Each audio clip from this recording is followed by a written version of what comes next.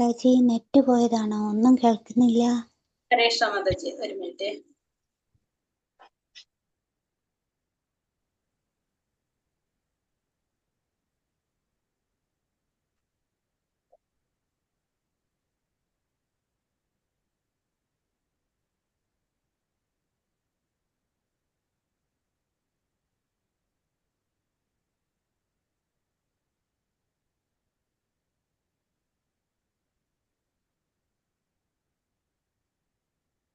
ഹരേ കൃഷ്ണ.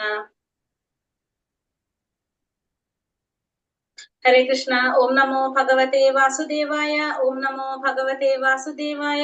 ഓം നമോ ഭഗവതേ വാസുദേവായ. ഓം അജ്ഞാനതിമിരാന്തസ്യ ജ്ഞാനാഞ്ജനാശലാകയ ചക്ഷുരുന്മീലിതം യേന തസ്മൈ ശ്രീഗുരവേ നമഃ. ശ്രീചൈതന്യ മനോഭീഷ്ടം സ്ഥാപിതം യേന ഭൂതലേ സ്വയം രൂപകഥാ മഹ്യം ദദാതി സോപദാന്തികം. വന്ദേഹം ശ്രീഗുരോ ശ്രീയുതപദകമലം ശ്രീഗുരോൻ വൈഷ്ണവാം ച ശ്രീരൂപം സാഗ്രജാതം സഹഗണ രഘുനാഥാന്വിതം തം സജീവം സ്വാദൈതം സാവധൂതം പരിജനസഹിതം കൃഷ്ണ ചൈതന്യദേവം ശ്രീരാധാ കൃഷ്ണപാദാൻ സഹഗണ ലളിതാ ശ്രീ വിശാഖാന്വിതാംശ്ച. ഹേ കൃഷ്ണ കരുണാ സിന്ധോ ദീനബന്ധോ ജഗത്പദേ ഗോപേശ ഗോപികാ കാന്ത രാധാ കാന്ത നമോസ്തുതേ. തപ്തകാഞ്ചന ഗൗരാംഗി ശ്രീരാധേ വൃന്ദാവനേശ്വരി വൃഷഭാനുസുതേ ദേവി പ്രണമാമി ഹരിപ്രിയേ. വാഞ്ചകൽപതരൂപേശ്ച കൃപാ സിന്ധോഭ്യേവ ച പതിതാനാം പാവനേഭ്യോ വൈഷ്ണവേഭ്യോ നമോ നമഃ. നമോ വിഷ്ണുപാദായ കൃഷ്ണപ്രേഷ്ഠായ ഭൂതലേ ശ്രീമതേ ഭക്തിവേദാന്ത സ്വാമിനിധി നാമിനേ. നമസ്തേ സാരസ്വതേ ദേവേ ഗൗരവാണി പ്രചാരിണേ നിർവിശേഷ ശൂന്യവാദി പാശ്ചാത്യദേശധാരിണേ. ജയ ശ്രീ കൃഷ്ണ ചൈതന്യ പ്രഭു നിത്യാനന്ദ ശ്രീ അദ്വൈത ഗദാധര ശ്രീവാസാദി ഗൗരഭക്തവൃന്ദ. ഹരേ കൃഷ്ണ കൃഷ്ണ കൃഷ്ണ ഹരേ ഹരേ ഹരേ രാമ രാമ രാമ ഹരേ ഹരേ. ഹരേ കൃഷ്ണ. ശ്രീ ശ്രീ രാധാ ഗോവിന്ദ് ടെമ്പിൾ ഇസ്കോൺ മാംഗ്ലൂരിന്റെ 18 ദിവസത്തെ ഭഗവത്ഗീത ക്ലാസ്സിലേക്ക് എല്ലാവർക്കും സ്വാഗതം. ഹരേ കൃഷ്ണ. എല്ലാവർക്കും പ്രണാമം. ഹരേ കൃഷ്ണ. ഹരേ കൃഷ്ണ മാതാജി. പ്രണാമം മാതാജി. ഹരേ കൃഷ്ണ മാതാജി. ഹരേ കൃഷ്ണ. പ്രണാമം. പ്രണാമം മാതാജി. ഹരേ കൃഷ്ണ.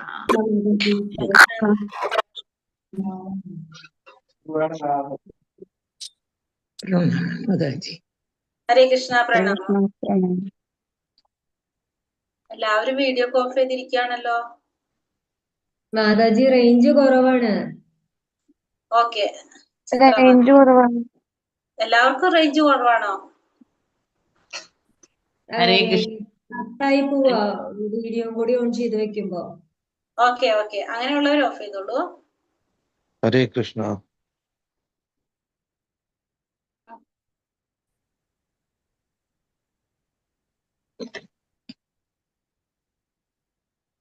ഹരേ കൃഷ്ണ. ഹരേ കൃഷ്ണ. ഹരേ കൃഷ്ണ. അപ്പൊ നമ്മള് 18 ദിവസത്തെ ഭഗവത്ഗീത അധ്യായം ആരംഭിക്കുകയാണെന്ന്. എനിക്ക് പുതിയവരാരെയും കാണുന്നില്ല, ഞാൻ അതാ നോക്കിയത്. എല്ലാവരും ഇന്നത്തെ ബാച്ചിലുള്ളവർ പുതിയവരുണ്ട്. പക്ഷെ ആദ്യമായിട്ട് ക്ലാസ്സിൽ നിന്ന് ജോയിൻ ചെയ്ത് 61ാമത്തെ ബാച്ചിന്റെ ആരൊക്കെ ഉണ്ട് ഇതില്? ഉണ്ട് മാഡം. ആർ പ്രേമ. മാതാജി ഉണ്ട്. ഓക്കെ, ലക്ഷ്മി മാതാജി കണ്ടു. പിന്നെ കീർത്തന മാതാജി, പ്രമീള മാതാജി. ഉണ്ടല്ലേ? ബിന്ദു പ്രഭ, ദീപ, ദേവിപ്രിയ, മാതാജി ബീന മോൾ.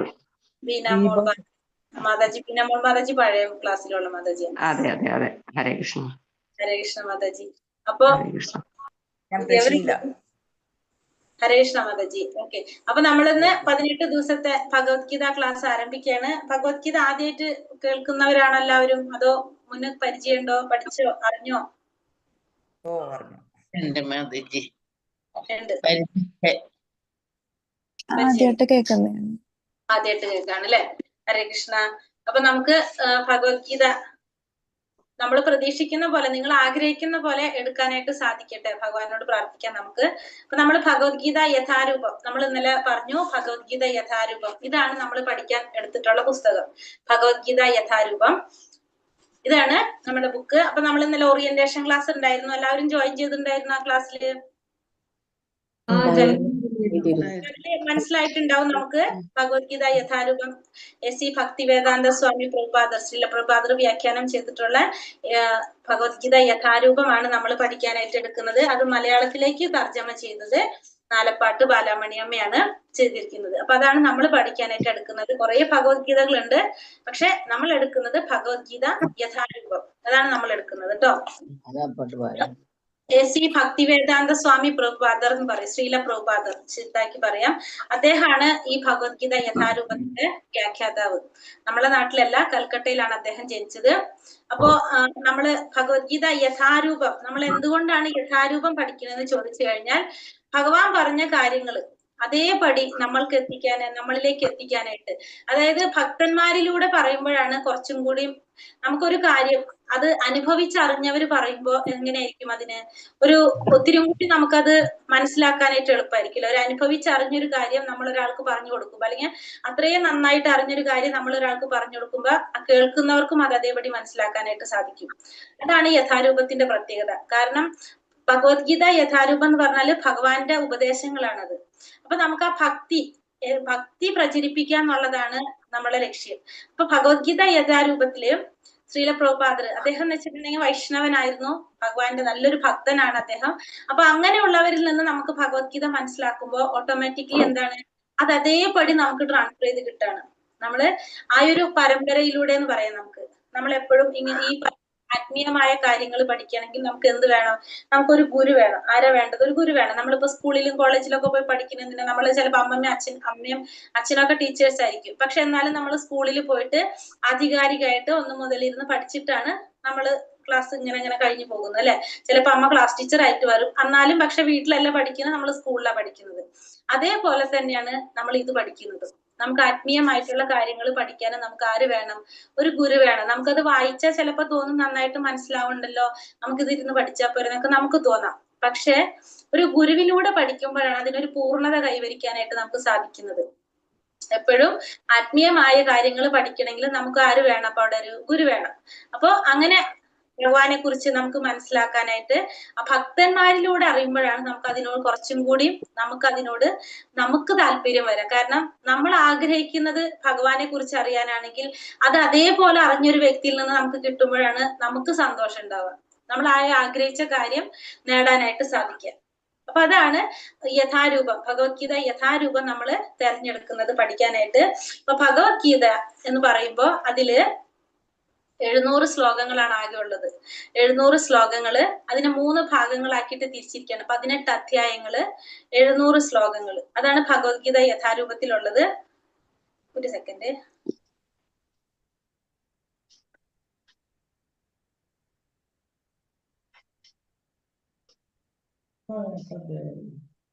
ഭഗവത്ഗീത യഥാരൂപത്തില് 18 അധ്യായങ്ങളാണുള്ളത് ആകെ.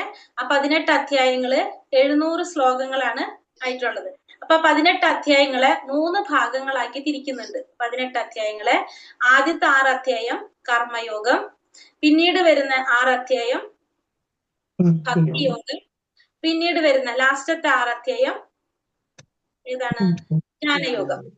അപ്പൊ ആദ്യത്തെ 6 അധ്യായം കർമ്മയോഗമായിട്ടും പിന്നത്തെ 6 അധ്യായം, അതായത് 1 മുതൽ 6 വരെയുള്ള അധ്യായമാണ് എന്ത്? കർമ്മയോഗത്തിൽ വരുന്നത്. അത് കഴിഞ്ഞ് 7 മുതൽ 12 വരെയുള്ള അധ്യായം ഭക്തിയോഗം, 13 മുതൽ 18 വരെയുള്ള അധ്യായം ജ്ഞാനയോഗം. അങ്ങനെ 3 ഭാഗങ്ങളാക്കിയിട്ട് ഭഗവത്ഗീത തിരിക്കുന്നത്. അപ്പൊ ആദ്യത്തെ 6 അധ്യായം കർമ്മയോഗം, പിന്നെ 7 മുതൽ 12 വരെ ഭക്തിയോഗം, 13 മുതൽ 18 വരെ ജ്ഞാനയോഗം. അപ്പൊ നമുക്ക് നമ്മുടെ ലക്ഷ്യം ഭഗവത്ഗീത മനസ്സിലാക്കുക. നമ്മളെ ജീവിതത്തിന്റെ ഒരു അർത്ഥം നമുക്ക് എന്ന് പറഞ്ഞാല്, ആ മനുഷ്യ ജന്മത്തിന്റെ ഒരു അർത്ഥം എന്ന് പറഞ്ഞാല് ഭഗവാന്റെ ദാസന്മാര്, ഭഗവാനെ സേവനം ചെയ്യാന്നുള്ളതാ.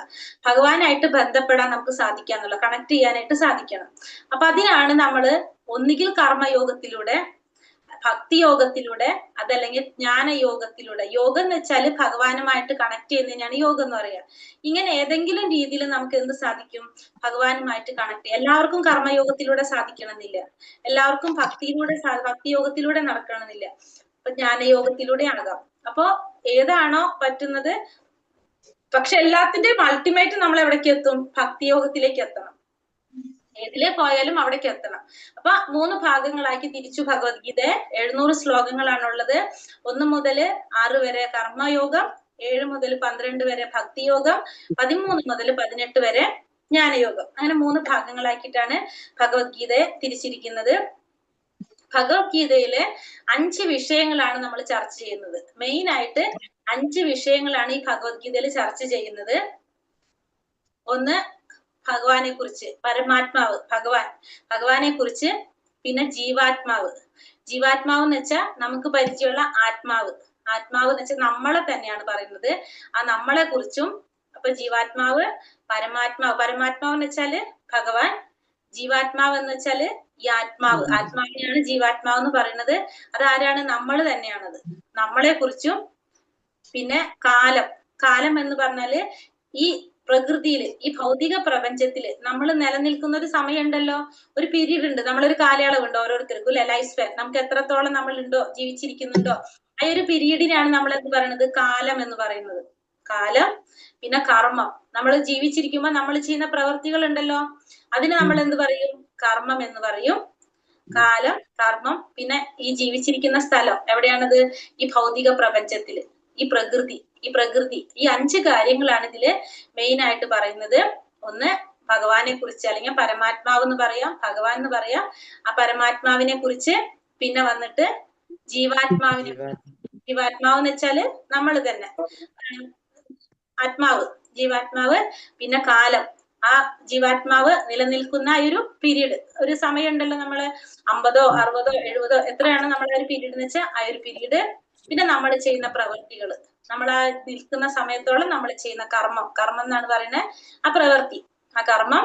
പിന്നെ എന്താണ് ഉദാഹരണം കൂടി പറഞ്ഞല്ലോ, പ്രകൃതി, ഭൗതിക പ്രകൃതി. ഈ 5 കാര്യങ്ങളാണ് ഭൗതിക പ്രകൃതി എന്ന് വെച്ചാല് നമ്മൾ നിൽക്കുന്ന ഒരു പ്രപഞ്ചം. ഈ 5 കാര്യങ്ങളാണ് ഭഗവത്ഗീതയില് ചർച്ച ചെയ്യപ്പെടുന്നത്. അപ്പോ ഭഗവത്ഗീതയിൽ 700 ശ്ലോകങ്ങള് 3 ഭാഗമായിട്ടാണ് തിരിച്ചിരിക്കുന്നത്. 18 അധ്യായങ്ങള്. ആദ്യത്തെ 6 അധ്യായം കർമ്മയോഗം, 7 മുതൽ 12 വരെ ഭക്തിയോഗം, 13 മുതൽ 18 വരെ ജ്ഞാനയോഗം. 5 കാര്യങ്ങളാണ് ഭഗവത്ഗീതയിൽ ചർച്ച ചെയ്യപ്പെടുന്നത്. ഏതൊക്കെയാണ്? അതായത് ജീവാത്മാവ്, കാലം, പ്രകൃതി. കർമ്മം, പ്രകൃതി അല്ലെ? ഈ ഇത്രയും 5 കാര്യങ്ങളാണ് ഭഗവത്ഗീതയിൽ ചർച്ച ചെയ്യപ്പെടുന്നത്. അപ്പോ ഈ ഭഗവത്ഗീതയില് എന്തുകൊണ്ടാണ് നമ്മൾ ഭഗവത്ഗീത നമ്മൾ പഠിക്കാനായിട്ട് തിരഞ്ഞെടുക്കുന്നത് വെച്ചാല്, നമ്മളെ ജീവിതത്തിലെ ഒരു ലൈഫ് മാനുവൽ ആക്കാൻ നമുക്ക് എന്തുകൊണ്ട് സാധിക്കും? ഭഗവത്ഗീത കൊണ്ട് സാധിക്കും. നമുക്ക് കുറെ ഉണ്ട് അല്ലെ. ഇപ്പൊ ഭഗവത്ഗീത ആണ് ഫസ്റ്റ് നമ്മൾ എടുക്കുന്നത്. ഭാഗവതം ഉണ്ട്, പുരാണം, മഹാഭാരതം ഉണ്ട്, കുറെ ബുക്കുകൾ ഉണ്ടല്ലോ, ഗ്രന്ഥങ്ങൾ കുറെ ഉണ്ട്. പക്ഷെ നമ്മൾ എടുക്കുന്നത് എന്താണ്? ഭഗവത്ഗീതയാണ്. എന്തുകൊണ്ടാണത്? ഭഗവത്ഗീത ലൈഫ് മാനുവൽ ആണെന്ന് പറയാം. നമ്മളെ ജീവിതത്തില് നമുക്ക് ഒരു വഴികാട്ടിയാണ് എന്ത്? ഭഗവത്ഗീത. നമ്മളിപ്പോ എന്തെങ്കിലും വസ്തുക്കൾ മാർക്കറ്റിൽ നിന്ന് മേടിക്കുമ്പോൾ, ഇലക്ട്രോണിക് സാധനങ്ങളൊക്കെ മേടിക്കുമ്പോൾ നമുക്ക് എന്ത് കിട്ടും? അതിന്റെ കൂടെ ഒരു മാനുവൽ കിട്ടും അല്ലെ, യൂസർ മാനുവൽ കിട്ടും. നമുക്ക് അത് വെച്ചിട്ട് എന്ത് ചെയ്യാൻ സാധിക്കും? നമുക്ക് ആ വസ്തു എങ്ങനെയാണ് ഉപയോഗിക്കേണ്ടതെന്നൊക്കെ നമുക്ക് അറിയാൻ സാധിക്കും. അത് എങ്ങനെ ചെയ്യണം, എങ്ങനെ ചെയ്യാൻ പാടില്ല, എന്ത് ചെയ്താൽ അത് പ്രോബ്ലം വരും, പ്രോബ്ലം വന്നാൽ എന്ത് ചെയ്യണം എന്നൊക്കെ നമുക്ക് അതിൽ നിന്ന് അറിയാൻ സാധിക്കും. അതേപോലെ തന്നെ നമ്മൾ എങ്ങനെയാണ് ജീവിക്കേണ്ടത്, നമുക്ക് എന്തൊക്കെ നമുക്ക് ചെയ്യാം, എന്തൊക്കെ നമുക്ക് ചെയ്യാൻ പാടില്ല, എങ്ങനെയാണ് നമ്മൾ ജീവിക്കേണ്ടത് എന്നുള്ള കാര്യങ്ങളൊക്കെ നമുക്ക് എന്തിൽ നിന്ന് കിട്ടും? നമുക്ക് ഈ ഭഗവത്ഗീതയിൽ കിട്ടും. നമ്മളെ സ്വഭാവത്തിലെ വൈകല്യങ്ങൾ എന്തൊക്കെയാണ്, നമ്മൾ എന്തൊക്കെയാണ് നമ്മൾ മാറ്റം വരുത്തേണ്ടത്, നമ്മൾ എങ്ങനെയായിരിക്കണം നമ്മൾ ജീവിക്കേണ്ടത്, നമ്മളെ ധർമ്മം എന്താണ്, അധർമ്മം എന്താണ്, ഇതൊക്കെ നമുക്ക് എന്തിലൂടെ മനസ്സിലാക്കാൻ സാധിക്കും? ഭഗവത്ഗീതയിലൂടെ മനസ്സിലാക്കാൻ സാധിക്കും. അപ്പൊ നമ്മൾ ഓരോരുത്തരും മനസ്സിലാക്കിയിരിക്കേണ്ട ഒരു അടിസ്ഥാന ഗ്രന്ഥമാണ് എന്ത്?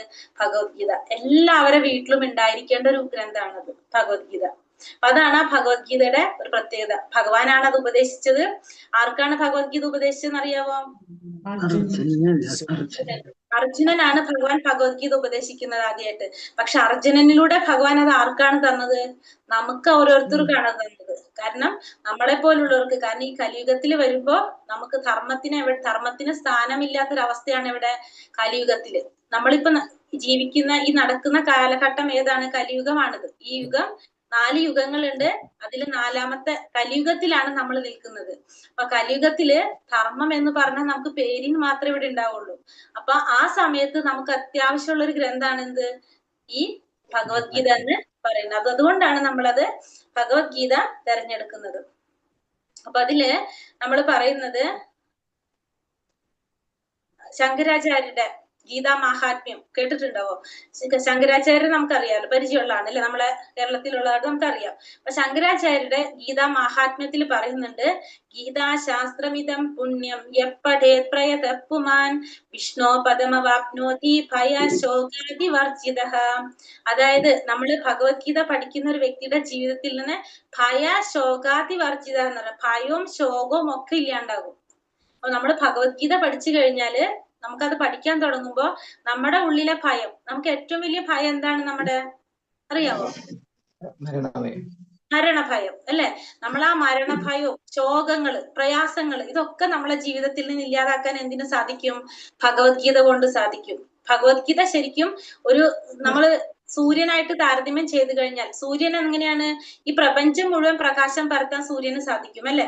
അതേപോലെ തന്നെ നമ്മളെ ജീവിതം മുഴുവൻ പ്രകാശിപ്പിക്കാൻ എന്തുകൊണ്ട് സാധിക്കും? ഭഗവത്ഗീത ഗ്രന്ഥം കൊണ്ട് സാധിക്കും. ഈ ഒരൊറ്റ ഗ്രന്ഥം മനസ്സിലാക്കിയാൽ മതി, നമ്മളെ ജീവിതം നമുക്ക് പ്രകാശാക്കാൻ പറ്റും. നമ്മൾ പ്രകാശമായി കഴിഞ്ഞാൽ നമ്മുടെ ചുറ്റും എന്ത് കിട്ടും? പ്രകാശം കിട്ടും. നമ്മൾ പ്രകാശിച്ച് ഓട്ടോമാറ്റിക്കലി നമ്മൾ എവിടെ നിൽക്കുന്നോ അവിടെ മുഴുവൻ പ്രകാശിക്കും അല്ലെ. അപ്പൊ അതേപോലെ തന്നെ അപ്പൊ ഈ ഭഗവത്ഗീത കൊണ്ട് നമുക്ക് എന്ത് സാധിക്കും? നമ്മളെ ജീവിതം തന്നെ മാറ്റിയെടുക്കാനായിട്ട്, ശരിക്കും നമ്മളെ ജീവിതത്തില് ഒരു വഴിത്തിരിവ് ഉണ്ടാക്കാൻ നമുക്ക് എന്ത് സാധിക്കും? ഭഗവത്ഗീത കൊണ്ട് സാധിക്കും. അത് എപ്രകാരമാണ് അർജുനൻ അത് സ്വീകരിച്ചത്, അതേപോലെ നമ്മൾ സ്വീകരിച്ചാൽ നമുക്കത് ശരിക്കും നമ്മളെ ലൈഫില് ജീവിതത്തിൽ മാറ്റം ഉണ്ടാക്കാനായിട്ട് ഭഗവത്ഗീത കൊണ്ട് നമുക്ക് സാധിക്കും. അപ്പൊ അത് മഹാത്മ്യത്തിലെ ലാസ്റ്റ് ശ്ലോകത്തിൽ അത് തന്നെയാണ് പറയുന്നത്. നമുക്ക് പഠിക്കാം ലാസ്റ്റ് മഹാത്മ്യം. അതിൽ പറയുന്നത്, ഏകം ശാസ്ത്രം ദേവകീ പുത്ര ഗീതം ഏകോ ദേവോ ദേവകീ പുത്ര ഏവ ഏകോ മന്ത്രസ്തസ്യ നാമാനിയാനി കർമാപ്യേകം തസ്യ ദേവസ്യ സേവ എന്ന് പറയുന്നത്. അതായത് ഒരേ ഒരു ശാസ്ത്രം നമ്മൾ മനസ്സിലാക്കേണ്ടത് ഏത് ശാസ്ത്രമാണ്? ഭഗവത്ഗീതയാണ്. ഒരേ ഒരു ദേവൻ ആരാണ്? ശരിക്കും ഭഗവാൻ ശ്രീകൃഷ്ണനാണ്. പഠിക്കും നമ്മളത് പോകെ പോകെ ആധികാരികമായിട്ട് തന്നെ നമുക്ക് അതിൽ പറഞ്ഞു തരുന്നുണ്ട് ഭഗവാൻ. അതേപോലെ തന്നെ ഒരേ ഒരു മന്ത്രം എന്താണ്? ഭഗവാന്റെ നാമമാണ് നമ്മൾ ചൊല്ലേണ്ടത്. ഒരേ ഒരു സേവനം നമ്മൾ എന്താ ചെയ്യേണ്ടത്? ഭഗവാന് സേവനം ചെയ്യാന്നുള്ളതാണ് വേണ്ടത്. അതാണ് അതിൽ പറയുന്നത്. ഭഗവത്ഗീതയുടെ മഹാത്മ്യത്തെ കുറിച്ച് ശ്രീ ശങ്കരാചാര്യർ പറഞ്ഞിരിക്കുന്നത് അങ്ങനെയാണ് പറഞ്ഞിരിക്കുന്നത്. അപ്പോ ഇനി നമുക്ക് ഈ ഭഗവത്ഗീതയുടെ ഉത്ഭവം എവിടെ നിന്നാണ്, എങ്ങനെയാണ് ഈ ഭഗവത്ഗീത തുടങ്ങാനായിട്ട് കാരണം, എന്തുകൊണ്ടാണ് തുടങ്ങിയത് ഭഗവത്ഗീത ഭഗവാൻ അർജുനന് ഉപദേശിച്ചു കൊടുക്കാനായിട്ട് കാരണം? യുദ്ധഭൂമിയിൽ വെച്ചിട്ട് അല്ലെ. അതായത് ധർമ്മിഷ്ഠരായിട്ടുള്ള പാണ്ഡവര് പാണ്ഡവരും കൗരവരും രണ്ട് കൂട്ടരില്ല, ചേട്ടന്റെയും അനിയന്റെയും മക്കളാണ് ആര്? പാണ്ഡവരും പിന്നെ കൗരവരും. ധൃതരാഷ്ട്ര മക്കള് കൗരവരെന്നറിയപ്പെടും, പാണ്ഡുവിന്റെ മക്കള് പാണ്ഡവരെന്നറിയപ്പെടുന്നു. അപ്പോ ഈ ധർമ്മിഷ്ഠരായിട്ടുള്ള പാണ്ഡവർക്ക് അവകാശപ്പെട്ട രാജ്യം കൗരവരും കൂട്ടരും എന്ത് ചെയ്തു? വഞ്ചനയിലൂടെ എല്ലാതും സ്വന്താക്കി വെച്ചു. എല്ലാതും അവര് സ്വന്താക്കി വെച്ചു. അത് കഴിഞ്ഞിട്ട് ചൂതുകളി പോലത്തുള്ള കുറെ കളികളിലൂടെ അവര് എന്ത് ചെയ്തു? പാണ്ഡവരെ തോൽപ്പിച്ച് അവര് എല്ലാതും കൈക്കലാക്കി പാണ്ഡവരെ എവിടേക്ക് വിട്ടു? കാട്ടിലേക്ക് അയച്ചു. അവർക്ക് 14 വർഷം വനവാസവും പിന്നെ 1 വർഷം അജ്ഞാതവാസം ഒക്കെ കഴിഞ്ഞു. അതേപോലെ തന്നെ ദ്രൗപദി അവരെന്ത് ചെയ്തു? ദ്രൗപദി എന്ന് വെച്ചിട്ടുണ്ടെങ്കിൽ പതിവ്രതയായിട്ടുള്ളതാണ്. ആ ദ്രൗപദിയെ അവര് അപമാനിക്കാനായിട്ട് ശ്രമിച്ചു. അപ്പൊ ഇത്തരത്തില് പല സംഭവങ്ങളും കൗരവര് പാണ്ഡവർക്കെതിരെ ചെയ്തു. അങ്ങനെ ഇവർക്ക് അവകാശപ്പെട്ട രാജ്യമൊന്നും കൊടുക്കുന്നില്ല, ഒന്നും ചെയ്തില്ല. അപ്പൊ ഇവര് തമ്മിലൊരു സമാധാനം ഉണ്ടാക്കാൻ വേണ്ടിയിട്ട് ഭഗവാൻ ശ്രീകൃഷ്ണൻ എന്ത് ചെയ്തു? ഈ പാണ്ഡവരുടെ സഹായിക്കാൻ വേണ്ടിയിട്ട് ദുര്യോധനന്റെ അടുത്ത് പോയിട്ട് കൗരവരുടെ പക്ഷത്ത് പോയിട്ട് നേരിട്ട് സംസാരിച്ചു. പക്ഷെ ഒരു ഫലം ഉണ്ടായിരുന്നില്ല. അപ്പൊ ചോദിച്ചു 5 എന്താ പറയുക ഗ്രാമങ്ങളോ അല്ലെങ്കിൽ ഒരു 5 വീടോ എന്തെങ്കിലും കൊടുക്കാനായിട്ട് അവര് പറഞ്ഞു. അവർക്ക് കൊടുക്കാനായിട്ട് ഭഗവാൻ ദുര്യോധനോട് അതായത് കൗരവരോട് പറഞ്ഞു. പക്ഷെ ഒന്നും കൊടുക്കാനായിട്ട് ആര് തയ്യാറായില്ല? ഒന്നും വിട്ടുകൊടുക്കാനായിട്ട് ദുര്യോധനാദികൾ തയ്യാറാകുന്നില്ല. അതായത് ഒരു സൂചി കുത്താനുള്ള മണ്ണ് പോലും ആര് കൊടുക്കില്ല എന്ന് പറഞ്ഞു. യുദ്ധം ചെയ്ത് നിങ്ങൾ നേടണമെങ്കിൽ നേടിക്കോ, അല്ലാതെ ഒന്നും തരില്ല എന്നാണ് ആര് പറയുന്നത്? ദുര്യോധനൻ പറയുന്നത്. അപ്പോ അങ്ങനെ ദുര്യോധനൻ വാശി പിടിക്കുകയാണ്, യുദ്ധം ചെയ്തിട്ട് നിങ്ങൾ വേണമെങ്കിൽ മണ്ണ് നേടിക്കോ, അല്ലാതെ കൊടുക്കില്ല എന്നാണ്, യുദ്ധം ചെയ്തിട്ട് ചെയ്തോളാനാണ് ഇവിടെ ദുര്യോധനൻ പറയുന്നത്. അങ്ങനെയാണ് യുദ്ധം എന്നുള്ളൊരു സംഭവം അവിടെ ചിന്തിക്കുന്നത്. അങ്ങനെ യുദ്ധം ചെയ്യാനായിട്ട് തീരുമാനിക്കുമ്പോ അർജുനൻ യുദ്ധത്തിന് പോരാടാൻ നിൽക്കുമ്പോ യുദ്ധക്കളത്തില് യുദ്ധം തുടങ്ങണം. അപ്പൊ എവിടെയാണ് യുദ്ധഭൂമിയായിട്ട് തെരഞ്ഞെടുക്കുന്നത്? ഏത് ഭൂമിയാണ് യുദ്ധത്തിന്റെ ധർമ്മഭൂമിയായിട്ടുള്ള കുരുക്ഷേത്ര ഭൂമിയാണ് യുദ്ധത്തിനായിട്ട് തെരഞ്ഞെടുക്കുന്നത്. അങ്ങനെ ആ യുദ്ധത്തിനായിട്ട് തെരഞ്ഞെടുക്കുമ്പോ അർജുനൻ ആ യുദ്ധഭൂമിയില് 2 സൈന്യത്തിന്റെ നടുക്ക് നിന്നിട്ട് നോക്കുമ്പോ ആ യുദ്ധത്തിന് വന്നിരിക്കുന്ന തന്റെ ബന്ധുക്കളും സുഹൃത്തുക്കളും അഭ്യുതകാംക്ഷികളും തനിക്ക് വേണ്ടപ്പെട്ടവർ മുഴുവനും ആ യുദ്ധത്തിന് എതിർപക്ഷത്ത് നിൽക്കുന്നതായിട്ടാണ് ആര് കാണുന്നത്? അർജുനൻ കാണുന്നത്. അപ്പൊ അർജുനൻ എന്ത് ചെയ്യണം എന്നറിയാതെ വളരെയധികം ആശയക്കുഴപ്പത്തിലായിട്ട് നിൽക്കുകയാണ്. കാരണം തന്റെ സ്വന്തം ബന്ധുക്കൾ, അതായത് അർജുനനെ സംബന്ധിച്ച് പറയുകയാണെങ്കിൽ അർജുനന്റെ ഗുരു ആരാണ്? അർജുനന്റെ ഗുരു ദ്രോണാചാര്യരാണ് അർജുനന്റെ ഗുരു. അർജുനന്റെ ഗുരു എന്ന് പറഞ്ഞാല് ആ ഗുരുവിന് അത്രയും പ്രിയപ്പെട്ട ശിഷ്യനാണ് അർജുനൻ. നമുക്ക് കേട്ടിട്ടുണ്ടല്ലേ അർജുനനും ഗുരുവും തമ്മിലുള്ള ഒരു ബന്ധത്തെ കുറിച്ചൊക്കെ കേട്ടിട്ടുണ്ടോ? കാരണം മറ്റുള്ള ശിഷ്യന്മാരെ അപേക്ഷിച്ച് നോക്കുമ്പോ ആ ഗുരുവിന് വളരെ താല്പര്യമാണ് ആരുടെ അടുത്ത്? അർജുനന്റെ അടുത്ത്. ആ ഗുരുവാണ് ഇപ്പൊ എവിടെ നിൽക്കുന്നത്? എതിർപക്ഷത്ത് നിൽക്കുന്നത്. അതുപോലെ തന്നെ ഭീഷ്മാചാര്യർ എങ്ങനെയാണ്? പിതാമഹനാണ്. വളർത്തി വലുതാക്കി ഇവരെ കൊണ്ടുവന്നതൊക്കെ ആരാണ്? ഇവരെ പോലുള്ള പിതാമഹന്മാരൊക്കെയാണ്. അപ്പൊ അവരൊക്കെയാണ് അവിടെ നിൽക്കുന്നത്, എതിർപക്ഷത്ത് നിൽക്കുന്നത്. അപ്പൊ അർജുനന്റെ മനസ്സുകളിൽ ആഗ്രഹമില്ല ഇവരോട് യുദ്ധം ചെയ്യാനായിട്ടുള്ള ഒരു ആഗ്രഹം അർജുനന് വരുന്നില്ല. അങ്ങനെ നമുക്കുണ്ടാവും അതേപോലത്തെ സന്ദർഭങ്ങൾ നമ്മളെ ജീവിതത്തിലും വരും. നമുക്ക് അത്രയും പ്രിയപ്പെട്ടവര് നമ്മൾ എതിർപക്ഷത്ത് നിൽക്കുക, നമ്മളോട് എതിർത്ത് സംസാരിക്കുക, പ്രവർത്തിക്കുക, ഇതൊക്കെ കാണുമ്പോൾ നമുക്കും ആകെ ഒട്ടും നമുക്ക് ചിന്തിക്കാൻ പോലും പറ്റാത്തൊരവസ്ഥയിൽ നമ്മൾ വരും. അങ്ങനത്തെ ഒരു അവസ്ഥയിൽ വന്ന് നിൽക്കുന്ന സമയത്ത് എന്ത് ചെയ്യണം എന്നറിയാതെ നിൽക്കുന്ന തകർന്ന് മുഴുവൻ നമ്മൾ ആകെ തകർന്നിരിക്കുന്ന ഒരു സമയത്താണ് ഭഗവാൻ അർജുനൻ എന്ത് പറഞ്ഞു കൊടുക്കുന്നത്? ഭഗവത്ഗീത പറഞ്ഞു കൊടുക്കുന്നത്. ആ ഒരു സ്റ്റേജിൽ നിന്നാണ് അർജുനനെ ഭഗവാൻ കൊണ്ടുവരുന്നത്. അപ്പൊ നമ്മൾ മനസ്സിലാക്കുക അർജുനന്റെ മാനസികാവസ്ഥ എന്താണെന്നുള്ളത്. കാരണം ഒന്നും ചെയ്യാനായിട്ട് സാധിക്കില്ല, തന്റെ ജീവിതം തന്നെ ഇല്ല, ആ ഒരു തകർന്നൊരവസ്ഥ. അങ്ങനെയുള്ള ഒരു അവസ്ഥയിൽ നിൽക്കുമ്പോ ആണ് ഭഗവാൻ എന്ത് ചെയ്യുന്നത്? അർജുനന് ഭഗവത്ഗീത ഉപദേശിക്കുന്നത്. അപ്പൊ ആ ഒരു സമയത്ത് ആ ഒരു വിഭ്രാന്തിയിൽ നിന്നും അർജുനനെ ഭഗവാൻ മാറ്റാൻ വേണ്ടിയിട്ടാണ് എന്ത് പറഞ്ഞു കൊടുക്കുന്നത്? ഭഗവത്ഗീത പറഞ്ഞു കൊടുക്കുക. അപ്പൊ ആ ഒരു സ്റ്റേജിൽ നിന്നാണ് അർജുനനെ ഭഗവാൻ മാറ്റിയെടുക്കുന്നത്. അപ്പൊ അത്രയും സ്വാധീനം എന്തുകൊണ്ടുണ്ട്? ഈ ഭഗവത്ഗീത ഉപദേശങ്ങൾക്കുണ്ട്. അപ്പൊ നമ്മളത് മനസ്സിലാക്കുക. എപ്രകാരമാണ് അർജുനൻ അത് സ്വീകരിച്ചത്, അതേപോലെ നമ്മളും എന്ത് ചെയ്യണം? ആ ഭഗവത്ഗീത നമ്മൾ പഠിക്കുകയല്ല വേണ്ടത്, നമ്മളത് പ്രാക്ടിക്കലാക്കാണ്, പ്രാവർത്തികമാക്കാനാണ് നമ്മൾ ശ്രമിക്കേണ്ടത്. ഇതിൽ പറയുന്ന ഓരോ കാര്യങ്ങളും നമ്മൾ ഓരോരുത്തരെയും എടുത്തു പറയുന്നതാണ്. ഇപ്പൊ ഈ നമ്മുടെ ക്ലാസ്സിലിരിക്കുന്ന ഓരോരുത്തരോടും ഭഗവാൻ പറയുന്നതായിട്ട് നമ്മൾ അത് ചിന്തിക്കണം. അങ്ങനെ ആവുമ്പോഴാണ് നമ്മളോട് നേരിട്ട് ഭഗവാൻ പറയുന്നു എന്ന് നമുക്ക് തോന്നുമ്പോഴാണ് നമ്മൾ അത് എടുക്കുക അല്ലെ. അല്ലെങ്കിൽ ക്ലാസ്സിൽ ഇങ്ങനെ പറഞ്ഞു പോണത് പഠിക്കാനിരിക്കുന്ന പോലെ നമ്മൾ ഇവിടെ ഇരിക്കരുത്. കാരണം നമ്മളൊരു ഭക്തന്റെ ഭാവത്തില് ഭഗവാൻ അർജുനനോട് ഉപദേശിച്ചത് ഒരു ഭക്തനായിട്ടാണ്. അർജുനൻ എന്ന് പറഞ്ഞാല് ഭഗവാന്റെ ഭക്തനാണ്, സുഹൃത്താണ്. അങ്ങനെയാണ് അർജുനൻ. ആ അർജുനനാണ് ഭഗവാൻ ഭഗവത്ഗീത. അപ്പൊ നമ്മളും എങ്ങനെയായിരിക്കണം? ആ ഒരു ഭക്തന്റെ ഭാവത്തില് നമ്മളെ ഏറ്റവും പ്രിയപ്പെട്ട ഒരു സുഹൃത്താണ്. നമുക്ക് എന്തും പറയാൻ ആരോട് സാധിക്കും? ഭഗവാനോട് പറയാൻ സാധിക്കും. ഭഗവാനായിട്ട് കമ്മ്യൂണിക്കേറ്റ് ചെയ്യുന്നവരുണ്ടാവും ഇതില് അല്ലെ. കുറെ നമുക്കറിയാം, ഭഗവാനോട് നമ്മൾ പറയും, നമ്മുടെ പ്രയാസങ്ങൾ പറയും, നമ്മളെ സന്തോഷങ്ങൾ പറയും, എല്ലാം നമ്മൾ ഭഗവാനോട് പറയും. അതേപോലെ ഭഗവാൻ പറയുന്നതും നമ്മൾ കേൾക്കണം. നമ്മൾ പറയുന്ന മാത്രം ഭഗവാൻ കേട്ടാ പോരല്ലോ, ഭഗവാൻ പറയുന്നതും നമ്മൾ കേൾക്കണം. അപ്പൊ ആ ഒരു രീതിയിലായിരിക്കണം നമ്മൾ എന്ത് ചെയ്യേണ്ടത്? ഭഗവത്ഗീത മനസ്സിലാക്കാനായിട്ട് ഇരിക്കേണ്ടത്. ഹരേ കൃഷ്ണ. അപ്പൊ ഇത്രയും പറഞ്ഞതിൽ എന്തെങ്കിലും സംശയങ്ങളുണ്ടോ? ഹരേ കൃഷ്ണ. ഇല്ല മനസ്സിലായി. മാതാജി ഇല്ല മാം, ക്ലിയർ ആണ്. ഇല്ല. സ്പീഡുണ്ടോ? ക്ലിയർ ആണ്. സ്പീഡ് ഓക്കെ ആണോ? കൂടുതലില്ല. സ്പീഡ് ഇത്തിരി കൂടുതലാ. കറക്റ്റ്. കറക്റ്റ് ആണ്. സ്പീഡ് കൂടുതലാ ഇത്തിരി. സ്പീഡ് കൂടുതലാണോ? അതെ അതെ. കറക്റ്റ് ആയിട്ട് തോന്നി.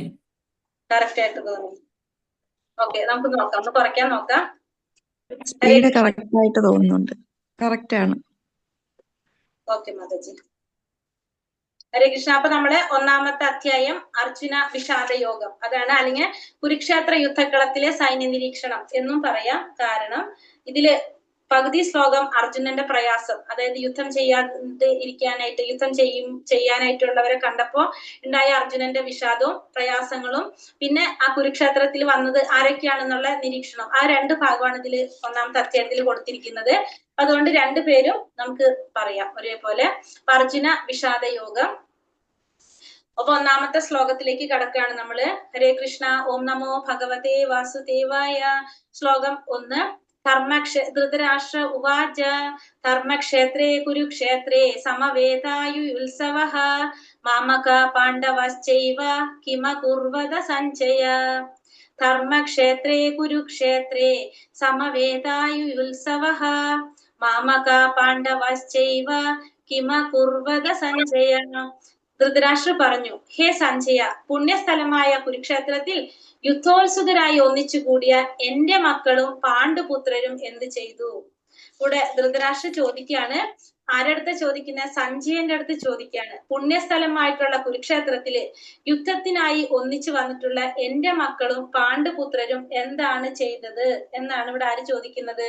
ധൃതരാഷ്ട്ര ചോദിക്കുന്നത്. അപ്പൊ ധൃതരാഷ്ട്രയുടെ മന്ത്രിയാണ് സഞ്ജയൻ. ആ മന്ത്രിയാണ് സഞ്ജയൻ. അപ്പൊ ഈ സഞ്ജയൻ ഒരു പ്രത്യേക കഴിവ് കിട്ടിയിരിക്കുന്നത് വ്യാസദേവന്റെ ശിഷ്യനാണ്. വ്യാസദേവന്റെ ശിഷ്യനാണ് സഞ്ജയൻ. വ്യാസദേവൻ ആരാണെന്ന് വെച്ചാല് നമ്മളെ എന്താണ് ഈ ഭഗവത്ഗീത രചിച്ചത് ആരാണ്? ഭഗവത്ഗീത, ഭാഗവതം ഇതൊക്കെ രചിച്ചത് വ്യാസ മഹർഷിയാണ് രചിക്കുന്നത്. ഭഗവാന്റെ തന്നെ അവതാരമായിട്ടുള്ള വ്യാസ മഹർഷി. ആ വ്യാസദേവന്റെ ശിഷ്യനാണ് സഞ്ജയൻ. വ്യാസദേവൻ ഒരു എന്ത് കൊടുത്തിട്ടുണ്ട്? ആ ശിഷ്യന് പ്രത്യേകം ഒരു അനുഗ്രഹം കൊടുത്തിട്ടുണ്ട്. ഈ യുദ്ധഭൂമിയിൽ പോവാതെ കൊട്ടാരത്തിൽ ഇരുന്നു കൊണ്ട് തന്നെ ആ യുദ്ധഭൂമിയിൽ നടക്കുന്ന കാര്യങ്ങൾ കാണാൻ ആർക്ക് സാധിക്കും? സഞ്ജയന് സാധിക്കും. അപ്പൊ സഞ്ജയൻ ധൃതരാഷ്ട്ര ശിഷ്യനാണ്. ധൃതരാഷ്ട്ര ജന്മന തന്നെ അന്ധനുമാണ്. അപ്പൊ ധൃതരാഷ്ട്രക്ക് എന്ത് സാധിക്കില്ല? യുദ്ധഭൂമിയിൽ നടക്കുന്നത് കാണാൻ സാധിക്കില്ല. കാരണം ഓൾറെഡി അന്ധനാണ്. മാത്രല്ല കൊട്ടാരത്തിൽ ഇരുന്നു കൊണ്ട് കാണാനും സാധിക്കില്ല. പക്ഷെ സഞ്ജയൻ എന്താണ്? ഈ ദിവ്യ ചക്ഷുസ് കിട്ടിയ കാരണം കൊണ്ട് കൊട്ടാരത്തിൽ ഇരുന്നു കൊണ്ട് പുണ്യഭൂമിയായിട്ടുള്ള കുരുക്ഷേത്രത്തില് നടക്കുന്ന കാര്യങ്ങളെല്ലാം കാണാനായിട്ട് സാധിക്കും. അപ്പൊ സഞ്ജയനോട് ചോദിക്കുകയാണ്, ആ പുണ്യസ്ഥലമായിട്ടുള്ള കുരുക്ഷേത്രത്തില് യുദ്ധത്തിനായി വന്നിട്ടുള്ള എന്റെ മക്കളും പാണ്ഡുപുത്രരും എന്താണ് ചെയ്തത് എന്നിവിടെ സഞ്ജയനോട് ധൃതരാഷ്ട്ര ചോദിക്കുകയാണ്. അപ്പൊ ആ യുദ്ധഭൂമിയുടെ പ്രത്യേകത എടുത്ത് പറയുന്നുണ്ട്, പുണ്യസ്ഥലമായ കുരുക്ഷേത്രത്തിൽ എന്ന്. അപ്പൊ ആ യുദ്ധഭൂമി എങ്ങനെയുള്ളതാണ്? പുണ്യസ്ഥലമാണെന്നും കൂടി ഇവിടെ എടുത്തു പറയുന്നുണ്ട്. ആ സ്ഥലത്താണ് യുദ്ധം നടക്കുന്നത്. അപ്പൊ അവിടെ എന്റെ മക്കളും പാണ്ഡുവിന്റെ മക്കളും എന്ത് ചെയ്തു എന്നാണ് ഇവിടെ സഞ്ജയന്റെ അടുത്ത് ധൃതരാഷ്ട്ര ചോദിക്കുന്നത്. അപ്പോ സഞ്ജയൻ പറയുന്നത് എന്താണ്? ആചാര്യന്റെ അടുത്ത് ചെന്നിട്ട്, അതായത് അവരുടെ ഗുരുവായിട്ടുള്ള ആചാര്യന്റെ അടുത്ത് ചെന്നിട്ട് ആരാണ്? ദുര്യോധനൻ പറയുന്നത് എന്താണെന്നാണ് ഇവിടെ പറയുന്നത്. സഞ്ജയൻ പറഞ്ഞു കൊടുക്കുന്നത്. പാശ്ചേത്യം പാണ്ഡുപുത്രാണാം ആചാര്യ മഹതീം ചമൂം വ്യൂഢാം ദ്രുപദപുത്രേണ തവ ശിഷ്യേണ ധീമത. അല്ലയോ ആചാര്യ, അങ്ങയുടെ ശിഷ്യനും ബുദ്ധിശാലിയുമായ ദ്രുപദപുത്രൻ ഒരുക്കി നിർത്തിയിട്ടുള്ള ഈ മഹത്തായ പാണ്ഡവ സൈന്യത്തെ ഒന്ന് നോക്കൂ. അപ്പൊ സഞ്ജയനോട് ധൃതരാഷ്ട്ര ചോദിക്കുകയായിരുന്നു അല്ലെ, എന്റെ മക്കളും പാണ്ഡുവിന്റെ മക്കളും എന്താണ് ചെയ്യുന്നതെന്ന് ചോദിച്ചു. അപ്പോ സഞ്ജയൻ കണ്ടത് എന്താണ്? അവിടെ സഞ്ജയൻ കാണുന്നത് ഈ ദുര്യോധനൻ വന്നിട്ട് എന്ത് ചെയ്യാണ്? ആചാര്യന്റെ അടുത്ത് വന്നിട്ട് പറയാണ്. എന്താണ് ആചാര്യന്റെ അടുത്ത് വന്നിട്ട് പറയുന്നത്? അങ്ങയുടെ ശിഷ്യനും ബുദ്ധിശാലിയുമായിട്ടുള്ള ആ ദ്രുപദന്റെ പുത്രൻ ഒരുക്കി നിർത്തിയിട്ടുള്ള മഹത്തായ പാണ്ഡവ സൈന്യത്തെ ഒന്ന് നോക്കൂ എന്നാണ് ഇവിടെ ആര് പറയുന്നത്? ദുര്യോധനൻ പറയുന്നത്. ദ്രുപദന്റെ പുത്രൻ എന്ന് പറഞ്ഞാല് ആരാണ്? ദ്രുപദന്റെ പുത്രൻ എന്ന് വെച്ചാല് ദൃഷ്ടദുമ്നനെയാണ് ഇവിടെ ഉദ്ദേശിക്കുന്നത്. ദ്രുപദന്റെ പുത്രൻ ദൃഷ്ടദുമ്നനാണ്. ആ ദ്രുപദപുത്രൻ എന്ന് പറയാൻ കാരണം, ദ്രുപദൻ എന്ന് പറഞ്ഞാല് ദ്രൗപദിയുടെ പിതാവാണ്. ഈ ദ്രുപദനും പിന്നെ ഇവരുടെ ആചാര്യനായിട്ടുള്ള ദ്രോണാചാര്യനും തമ്മില് രാഷ്ട്രീയമായിട്ടുള്ള വൈരാഗ്യം ഉണ്ടായിരുന്നു. ആ രാഷ്ട്രീയ വൈരാഗ്യം ഉള്ളത് കൊണ്ട് തന്നെ അവര് തമ്മിൽ ശത്രുക്കളായിരുന്നു. അപ്പോ ഈ ദ്രുപദന്റെ മകൻ ദൃഷ്ടദുമ്നന് അദ്ദേഹം ഒരു യാഗത്തിലൂടെ നേടിയ പുത്രനാണ്. എന്തിനാന്ന് വെച്ചാല് ഈ ദ്രോണാചാര്യരെ വധിക്കാൻ പാകത്തിനുള്ള ഒരു പുത്രനെ ഇദ്ദേഹം വരത്തിലൂടെ, അതായത് പ്രാർത്ഥിച്ച് നേടിയിട്ടുള്ളതാണ്. അങ്ങനെ ഒരു വരം നേടിയിട്ടുള്ളതാണ് അദ്ദേഹം. ആ പുത്രൻ വലുതായപ്പോ ആ പുത്രനെ ആയോധന കലകളെല്ലാം പഠിപ്പിക്കാൻ വേണ്ടിയിട്ട് ദ്രോണാചാര്യ അടുത്ത് തന്നെയാണ് ആര് വിടുന്നത്? ദ്രുപദൻ വിടുന്നത്. ദ്രോണാചാര്യർക്ക് അറിയാം തന്നെ വധിക്കാനുള്ളതാണ് ദ്രുപദന്റെ ഈ പുത്രൻ എന്നുള്ളത് അറിയാം. പക്ഷെ എന്നാലും അദ്ദേഹം ഒരു ബ്രാഹ്മണനാണ്. അപ്പൊ അദ്ദേഹം എന്ത് ചെയ്തു? ആ പുത്രന് എല്ലാ വിധത്തിലുള്ള ആയോധന കലകളും പഠിപ്പിച്ചു കൊടുത്തു. അപ്പൊ ഇവിടെ ദുര്യോധനൻ പറയുന്നത്, കാരണം അദ്ദേഹത്തിന് അറിയായിരുന്നു, എന്നിട്ടും അദ്ദേഹം എന്ത് ചെയ്തു? എല്ലാ വിധത്തിലുള്ള ഇതൊക്കെ പഠിപ്പിച്ചു, മുറകളൊക്കെ പഠിപ്പിച്ചു കൊടുത്തു. അപ്പോ ആ ദ്രുപദന്റെ പുത്രൻ ഒരുക്കി നിർത്തിയിട്ടുള്ള ഇന്ന് എന്താണ്? ആ ദൃഷ്ടദുമ്നനാണ് പാണ്ഡവ സൈന്യത്തെ നയിക്കുന്നത്. അപ്പൊ ഇത് പഠിപ്പിച്ചു കൊടുത്ത കാരണം കൊണ്ടാണല്ലോ അതവിടെ നടക്കുന്നത്. അപ്പൊ അതുകൊണ്ടാണ് അവിടെ ദ്രുപദപുത്രൻ ഒരുക്കി നിർത്തിയിട്ടുള്ള ആ സൈന്യത്തെ നോക്കാനായിട്ട് ഗുരുവിനോട് ദുര്യോധനൻ പറയുന്നത്. അങ്ങനെ അപ്പൊ ഒരുക്കി നിർത്തി. പിന്നെ അതിനുശേഷം ദുര്യോധനൻ സ്വന്തം സൈന്യത്തിൽ ആരൊക്കെ ഉണ്ടെന്നും പിന്നെ പാണ്ഡവരുടെ സൈന്യത്തിൽ ആരൊക്കെ ഉണ്ടെന്നുള്ളത് ആചാര്യനോട് പറഞ്ഞു കൊടുക്കാണ്. അപ്പൊ അത് നമ്മൾ വിട്ടിട്ടാണ് ഇനി അടുത്ത ശ്ലോകത്തിലേക്ക് പോകുന്നത്. പാഞ്ചജന്യം ഋഷികേശോ ദേവദത്തം ധനഞ്ജയ പൗണ്ഡ്രം തത്മൗ മഹാശംഖം ഭീമകർമാവൃകോദരഃ. കൃഷ്ണ ഭഗവാൻ പാഞ്ചജന്യം എന്നൂതി ശംഖൂതി അർജുനൻ ദേവദത്തവും ദുഷ്കർമ്മങ്ങളിൽ മുൻനിൽക്കുന്നവനും ഭോജനപ്രിയനുമായ ഭീമൻ പൗണ്ഡ്രം എന്ന ശംഖു മുഴക്കി. അപ്പൊ ഭഗവാൻ കൃഷ്ണൻ ശംഖ് ഊതാണ്. ഏത് ശംഖാണ്? ഭഗവാന്റെ ശംഖിന്റെ പേരാണ് പാഞ്ചജന്യം. അതിനുശേഷം അർജുനന്റെ ശംഖ് ദേവദത്തം, ദുഷ്കർമ്മങ്ങളിൽ മുൻനിൽക്കുന്നവനും ഭോജനപ്രിയനുമായിട്ടുള്ള ഭീമന്റെ ശംഖാണിത് പൗണ്ഡ്രം. അപ്പൊ ഓരോരുത്തരും അവരവരുടെ ശംഖുകൾ മുഴക്കാണ്. അപ്പൊ അർജുനന്റെ ശംഖ് ദേവദത്തം, ഭഗവാന്റെ ശംഖ് പാഞ്ചജന്യം, പിന്നെ ആരാണ്? ഭീമന്റെ ശംഖാണ് പൗണ്ഡ്രം. അപ്പൊ ഓരോരുത്തരും അവരവരുടെ ശംഖ് ഊതി അവിടെ എന്താണ്? അപ്പൊ യുദ്ധത്തിന്റെ ഒരു പ്രതീതി അവിടെ വന്നു തുടങ്ങി. അനന്ത വിജയം രാജ കുന്തി പുത്രോ യുധിഷ്ഠിരഃ നകുല സഹദേവശ്ച സുഘോഷ മണിപുഷ്പകൗ കാശ്യശ്ച പരമേശ്വാസ ശിഖണ്ഡി ച മഹാരഥഃ ദൃഷ്ടദുമ്നോ വിരാടശ്ച സാത്വികിശ്ച പരാജിതഃ ദ്രുപദോ ദ്രൗപദേയശ്ച സർവശ്ച പൃഥിവീപതേ സൗഭദ്രശ്ച മഹാബാഹു ശംഖാദത്മോ പൃഥക് പൃഥക്. ഇനി ആരൊക്കെ ശംഖൂതുന്നത്?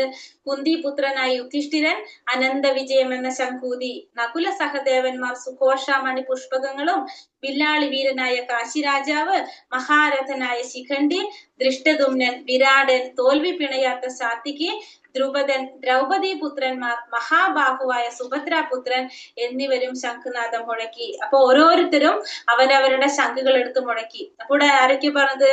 ഭഗവാൻ ശംഖ് മുഴക്കി, പാഞ്ചജന്യം എന്ന ശംഖ് ഭഗവാൻ മുഴക്കി, ദേവദത്തം എന്ന് പറഞ്ഞ ശംഖ് അർജുനൻ മുഴക്കി, പൗണ്ഡ്രം എന്ന് പറഞ്ഞ ശംഖ് ഭീമൻ മുഴക്കി. പിന്നെ യുധിഷ്ഠിരൻ അനന്ത വിജയം എന്ന ശംഖൂതി, നകുലന്റെ ശംഖാണ് എന്ത്? സുഘോഷം. സഹദേവന്റെ ശംഖ് മണിപുഷ്പകം. പിന്നെ ഓരോരുത്തരും അവരവരുടെ ശംഖുകളെടുത്ത് ഊതാനായിട്ട് തുടങ്ങി, ശംഖുനാഥം മുഴക്കി. അപ്പൊ എന്തായി? അവിടെ യുദ്ധത്തിന്റെ ഒരു പ്രതീതി അവിടെ കറക്റ്റ് ആയിട്ട് വന്നു. സഘോഷാധാർത്ഥ രാഷ്ട്രാണാം ഹൃദയാനി വ്യചാരയത് നഭശ്ച പൃഥിവീം ചൈവ തുമൂലാഭ്യന്യുനാഥയൻ. വിവിധ ശംഖങ്ങളിൽ നിന്നുയർന്ന ഈ നാദഘോഷം ഭൂമിയിലും അന്തരീക്ഷത്തിലും മാറ്റൊലി കൊണ്ടു ധൃതരാഷ്ട്രപുത്രന്മാരുടെ ഹൃദയം പിളർക്കുകയായി. അപ്പൊ ഈ എല്ലാവരും ശംഖുകളെടുത്ത് മുഴക്കി. അപ്പൊ ഈ ശംഖുകളുടെ നാദം എവിടെ? ഭൂമിയിലും അന്തരീക്ഷത്തിലും മൊത്തം എങ്ങനെയായി? അതിങ്ങനെ മാറ്റൊലി കൊള്ളാനായിട്ട് റിഫ്ലക്ട് ചെയ്തു. അപ്പോ ധൃതരാഷ്ട്രപുത്രന്മാരുടെ ഹൃദയം അവിടെ എന്ത് സംഭവിച്ചു?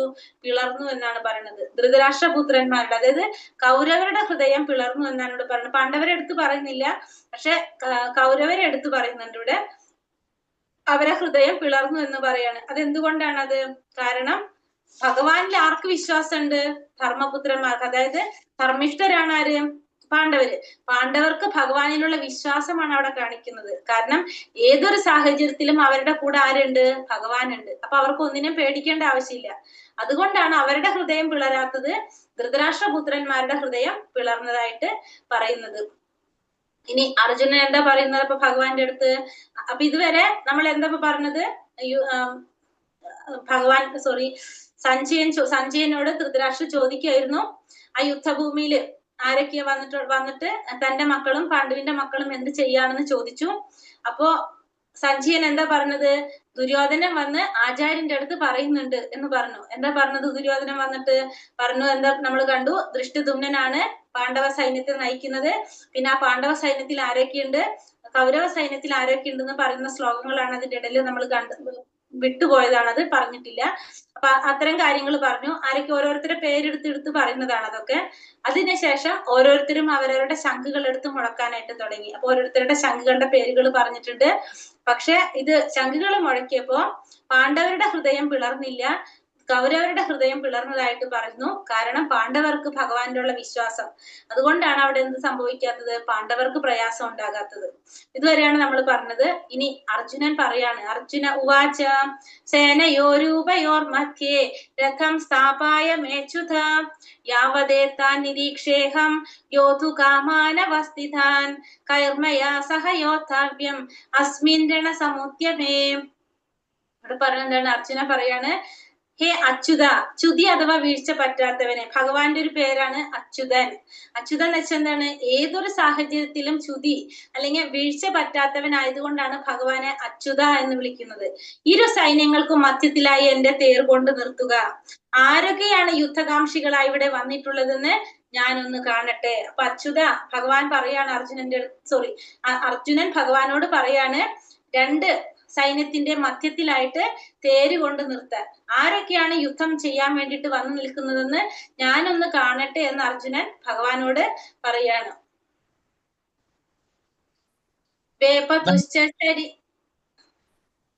വേപതുശ്ചരീരേ മേ രോമഹർഷശ്ച ജായതേ ഗാണ്ഡീവം സംസദേ ഹസ്താത് തെക്ചൈവ പരിദഹ്യതേ. എന്റെ ശരീരം വിറയ്ക്കുകയും രോമാഞ്ചം ഉണ്ടാവുകയും ചെയ്യുന്നു. എന്റെ വില്ല് ഗാണ്ഡീവം കയ്യിൽ നിന്ന് വഴുതുന്നു, തൊലി ചുട്ടു നീറുന്നു. അപ്പൊ എന്റെ ശരീരം വിറയ്ക്കുന്നു. അപ്പോ ഇത് കണ്ടപ്പോ അർജുനൻ എന്താ പറഞ്ഞത് ഭഗവാന്റെ അടുത്ത്?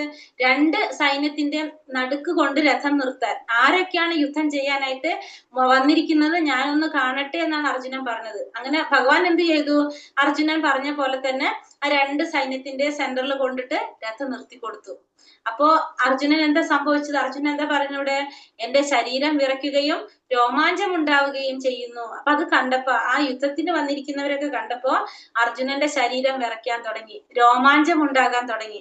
കയ്യിലിരിക്കുന്ന വില്ല് ഗാണ്ഡീവം, അത് അർജുനന്റെ വില്ലിന്റെ പേരാണ് കേട്ടോ. അത് ഗാണ്ഡീവം എന്നാണ് അർജുനന്റെ വില്ലിന്റെ പേര്. അത് കയ്യിൽ നിന്ന് വഴുതി വീഴാനും തൊലി ചുട്ടു നീറാനും തുടങ്ങി. കാരണം ആ യുദ്ധഭൂമിയിൽ യുദ്ധം ചെയ്യാൻ വേണ്ടി വന്നിരിക്കുന്നവരെ കണ്ടപ്പോ അർജുനന് സംഭവിച്ച മാറ്റങ്ങളാണിത്. ശരീരം വിറയ്ക്കാൻ തുടങ്ങി, രോമാഞ്ചം ഉണ്ടാകാൻ തുടങ്ങി, കയ്യിലിരിക്കുന്ന വില്ല് ഗാണ്ഡീവം അത് വഴുതി തൊലി ചുട്ടു നീറാനായിട്ട് തുടങ്ങി. പിന്നെന്താ പറഞ്ഞത് ഇവിടെ? നച്ചാ ശക്നോമ്യവസ്ഥാതും ഭ്രമതീവാച മേ മനഃ നിമിത്താനി ച പശ്യാമി വിപരീതാനി കേശവ. എനിക്കിപ്പോൾ ഉറച്ചു നിൽക്കാൻ കൂടി സാധിക്കുന്നില്ല. ഞാൻ എന്നെ തന്നെ മറന്നു പോകുന്നു, മനസ്സ് ചുറ്റിക്കറങ്ങുന്നു. അല്ലയോ കൃഷ്ണ, കേശവ, കേശി എന്ന അസുരനെ വധിച്ചവൻ, ദൗർഭാഗ്യ ലക്ഷണങ്ങളാണ് ഞാൻ എമ്പാടും കാണുന്നത്. അപ്പൊ ഇവിടെ നേരത്തെ നമ്മൾ ഭഗവാന്റെ ഒരു പേര് നമ്മൾ പറഞ്ഞു. ഏതാണ് പറഞ്ഞത്? ഏത്? അച്യുതൻ. ഇവിടെ എന്താ പറയുന്നത്? ഇപ്പൊ ഇവിടെ കേശവ, ഭഗവാനെ വിളിക്കണം. അല്ലയോ കൃഷ്ണ, കേശവ എന്നാ വിളിക്കുന്നത് അല്ലെ. കേശി എന്ന അസുരനെ വധിച്ചത് കൊണ്ട് ഭഗവാനെ നമ്മൾ എന്ത് പറയുന്നു? കേശവ എന്ന് വിളിക്കുന്നു. അപ്പൊ ഞാനിവിടെ ചുറ്റും ദൗർഭാഗ്യ ലക്ഷണങ്ങളാണ് കാണുന്നത്. എനിക്കിവിടെ ഉറച്ചു നിൽക്കാൻ കൂടി സാധിക്കുന്നില്ല. ഞാൻ എന്നെ തന്നെ മറന്നു പോകുന്നു, എന്റെ മനസ്സ് ചുറ്റിക്കറങ്ങുന്നു.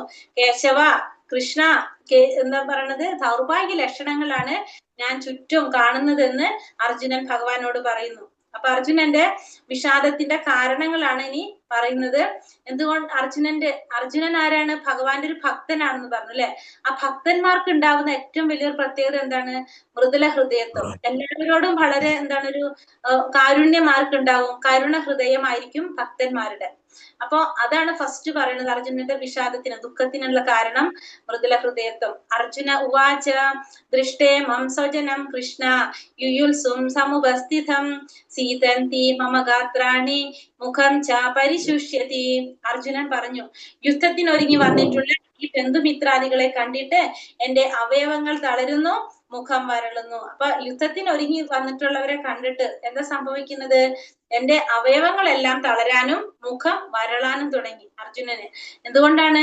യുദ്ധത്തിനൊരുങ്ങി വന്നിരിക്കുന്നവര് തന്റെ ബന്ധുക്കളും സുഹൃത്തുക്കളും അഭ്യുതകാംക്ഷികളും പിതാമഹനും ഗുരുവും ഒക്കെയാണ് വന്നിരിക്കുന്നത്. അപ്പൊ അവരൊക്കെ കണ്ടപ്പോ അർജുനന്റെ അവയവങ്ങളെല്ലാം തളരാനും മുഖം വരളാനും തുടങ്ങി. അതാണ് ഒന്നാമത്തെ. അപ്പൊ യുദ്ധത്തിന്റെ അർജുനന്റെ പ്രയാസത്തിന്റെ ഫസ്റ്റ് കാരണമാണ് മൃദുല ഹൃദയത്വം. രണ്ടാമത്തത് ഭൗതികമായിട്ടുള്ള സുഖാനുഭവങ്ങള്. നച്ചാ ശ്രേയോനു പശ്യാമി ഹത്വാ സ്വജനമാഹവേ നകാംക്ഷേ വിജയം കൃഷ്ണ നച്ചാ രാജ്യം സുഖാനി ച. ബന്ധുക്കളെ യുദ്ധത്തിൽ കൊല്ലുന്നത് കൊണ്ട് എന്ത് ഗുണമുണ്ടാവുമെന്ന് എനിക്ക് മനസ്സിലാവുന്നില്ല കൃഷ്ണ.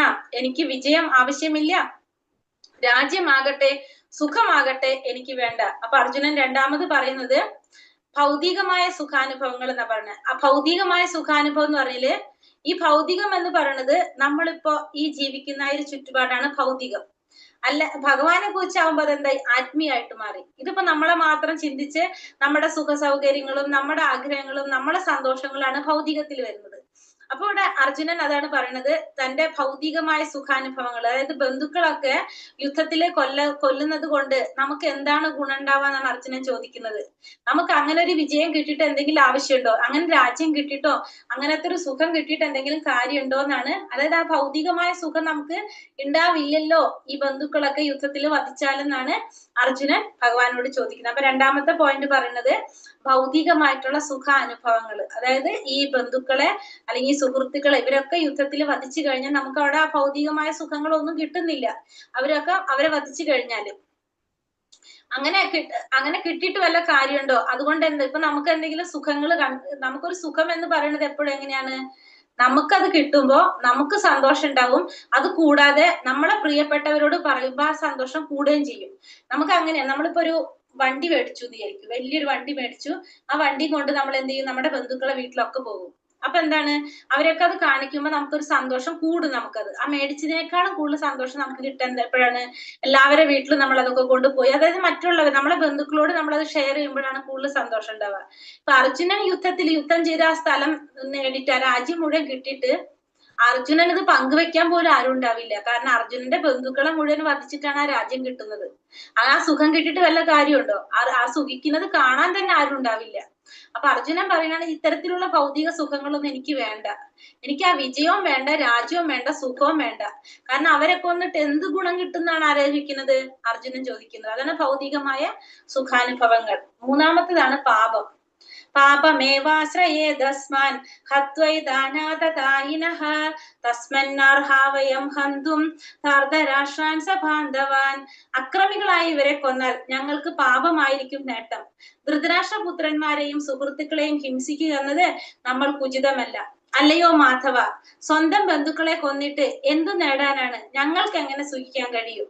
അപ്പൊ അക്രമികളായിട്ടുള്ള ഇവരെ വധിച്ചു കഴിഞ്ഞാൽ നമുക്ക് എന്താ കിട്ടുക? പാപമാണ് കിട്ടാൻ പോകുന്നത് എന്നാണ് അർജുനൻ പറയുന്നത്. നമുക്ക് അക്രമികളായിട്ടുള്ള ഇവരെ കൊന്നാലും നമുക്ക് എന്ത് കിട്ടും? പാപം കിട്ടും. അപ്പൊ ധൃതരാഷ്ട്ര പുത്രന്മാരെയും സുഹൃത്തുക്കളെയും ഹിംസിക്കുക എന്നത് നമുക്ക് ഉചിതമായിട്ടുള്ള കാര്യമൊന്നല്ല. അപ്പൊ ഇവിടെ അല്ലയോ മാധവ, ഇപ്പൊ ഭഗവാനെ വേറൊരു പേരും കൂടി വിളിക്കുകയാണ്. ഏതാണ് വിളിക്കുന്നത്? മാധവ. അപ്പൊ നേരത്തെ രണ്ടെണ്ണം പറഞ്ഞു നമ്മള്. എന്തൊക്കെയാണ് നേരത്തെ പറഞ്ഞ രണ്ടുപേരും? അച്യുതൻ പറഞ്ഞു, കേശവൻ പറഞ്ഞു അല്ലെ? അപ്പൊ ഇപ്പൊ ഇവിടെ എന്താ വിളിക്കുന്നത്? മാധവ. മാധവ എന്ന് വെച്ചാല് ലക്ഷ്മി ദേവിയുടെ പതി, ലക്ഷ്മി ദേവിയുടെ ഭർത്താവായതുകൊണ്ട് ഭഗവാൻ എന്ത് പറയും? മാധവ എന്നും കൂടി വിളിക്കും. മാധവ എന്ന് വിളിക്കുന്നത്. അപ്പൊ സ്വന്തം ബന്ധുക്കളെ കൊന്നിട്ട് എന്ത് നേടാനാണ്? ഞങ്ങൾക്ക് എങ്ങനെ സുഖിക്കാൻ കഴിയും? അർജുനൻ ചോദിക്കുന്നതാണ്. കാരണം ഇവരൊക്കെ വധിച്ചു കഴിഞ്ഞാൽ നമുക്ക് പാപം കിട്ടില്ലേ? ഇവരെ വധിച്ചിട്ട് നമുക്ക് എന്ത് നേടാനാണ്? നമുക്ക് എങ്ങനെയാണ് സുഖിക്കാൻ സാധിക്കുക? നമുക്ക് പാപത്തിന്റെ ഫലം അനുഭവിക്കാൻ നിൽക്കോ? നമ്മള് സുഖം അനുഭവിക്കാൻ നിൽക്കോ? അതുകൊണ്ട് ഇവരെ വധിക്കേണ്ട എന്നാണ് ഇവിടെ ആര് പറയുന്നത്? അർജുനൻ പറയുന്നത്.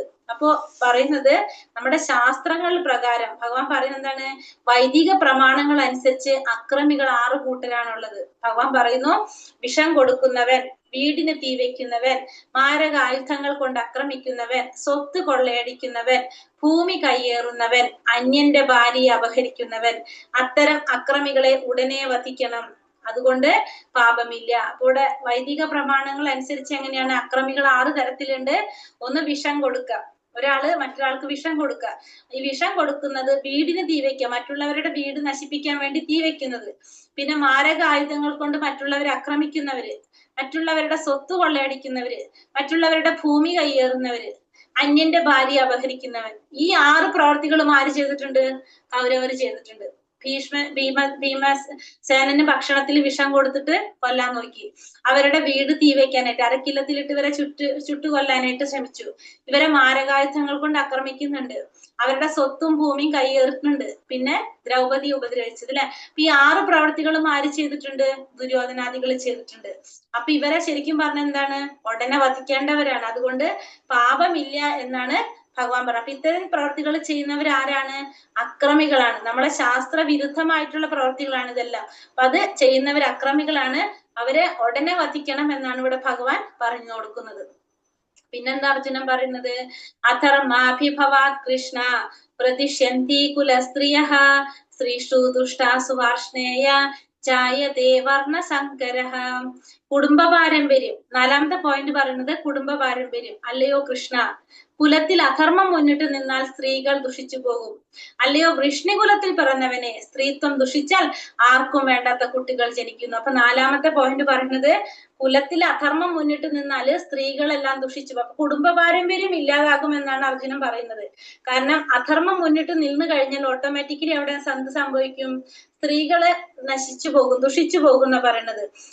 അതുകൊണ്ട് പറയണ വൃഷ്ണികുലത്തിൽ പിറന്നവനെ, ഭഗവാന്റെ കുലമാണ് ഇത് വൃഷ്ണികുലം. വൃഷ്ണികുലത്തിലാണ് ഭഗവാൻ കുലത്തിൽ പിറന്നത്. അതുകൊണ്ട് വൃഷ്ണികുലത്തിൽ പിറന്നവനെ, സ്ത്രീത്വം ദുഷിച്ചാൽ എന്ത് സംഭവിക്കും? ആർക്കും വേണ്ടാത്ത കുട്ടികള് ജനിക്കും. അപ്പൊ അതുകൊണ്ട് അർജുനൻ എന്തുകൊണ്ടാണ് അത് പറയുന്നത്? ഇവിടെ അധർമ്മം മുന്നിട്ട് നിന്ന സ്ത്രീകളെല്ലാം ദുഷിച്ചു പോകും. ഇവിടെ പറയാൻ കാരണം, ഒരു യുദ്ധം നടക്കുമ്പോ സ്വാഭാവികമായിട്ടും എന്താ സംഭവിക്കുക? ഓരോ കുടുംബത്തിലെ മുതിർന്നവരായിരിക്കും യുദ്ധം ചെയ്യാനായിട്ട് പോകുന്നുണ്ടാവും അല്ലെ? ഒന്നുകിൽ അത് ഭർത്താവാകാം, അതല്ലെങ്കിൽ മകനാകാം, അങ്ങനെയുള്ള, അല്ലെങ്കിൽ സഹോദരനാകാം. അങ്ങനെയുള്ളവരാണ് യുദ്ധത്തിന് പോകുന്നുണ്ടാവുക. അപ്പൊ വീട്ടിൽ ആര് മാത്രം ശേഷിക്കും? വീട്ടില് സ്ത്രീകളും കുട്ടികളും മാത്രമായിട്ട് മാറും. അപ്പൊ അവരെ സംരക്ഷിക്കാൻ അവിടെ ആരും ഇല്ലാണ്ടാവും.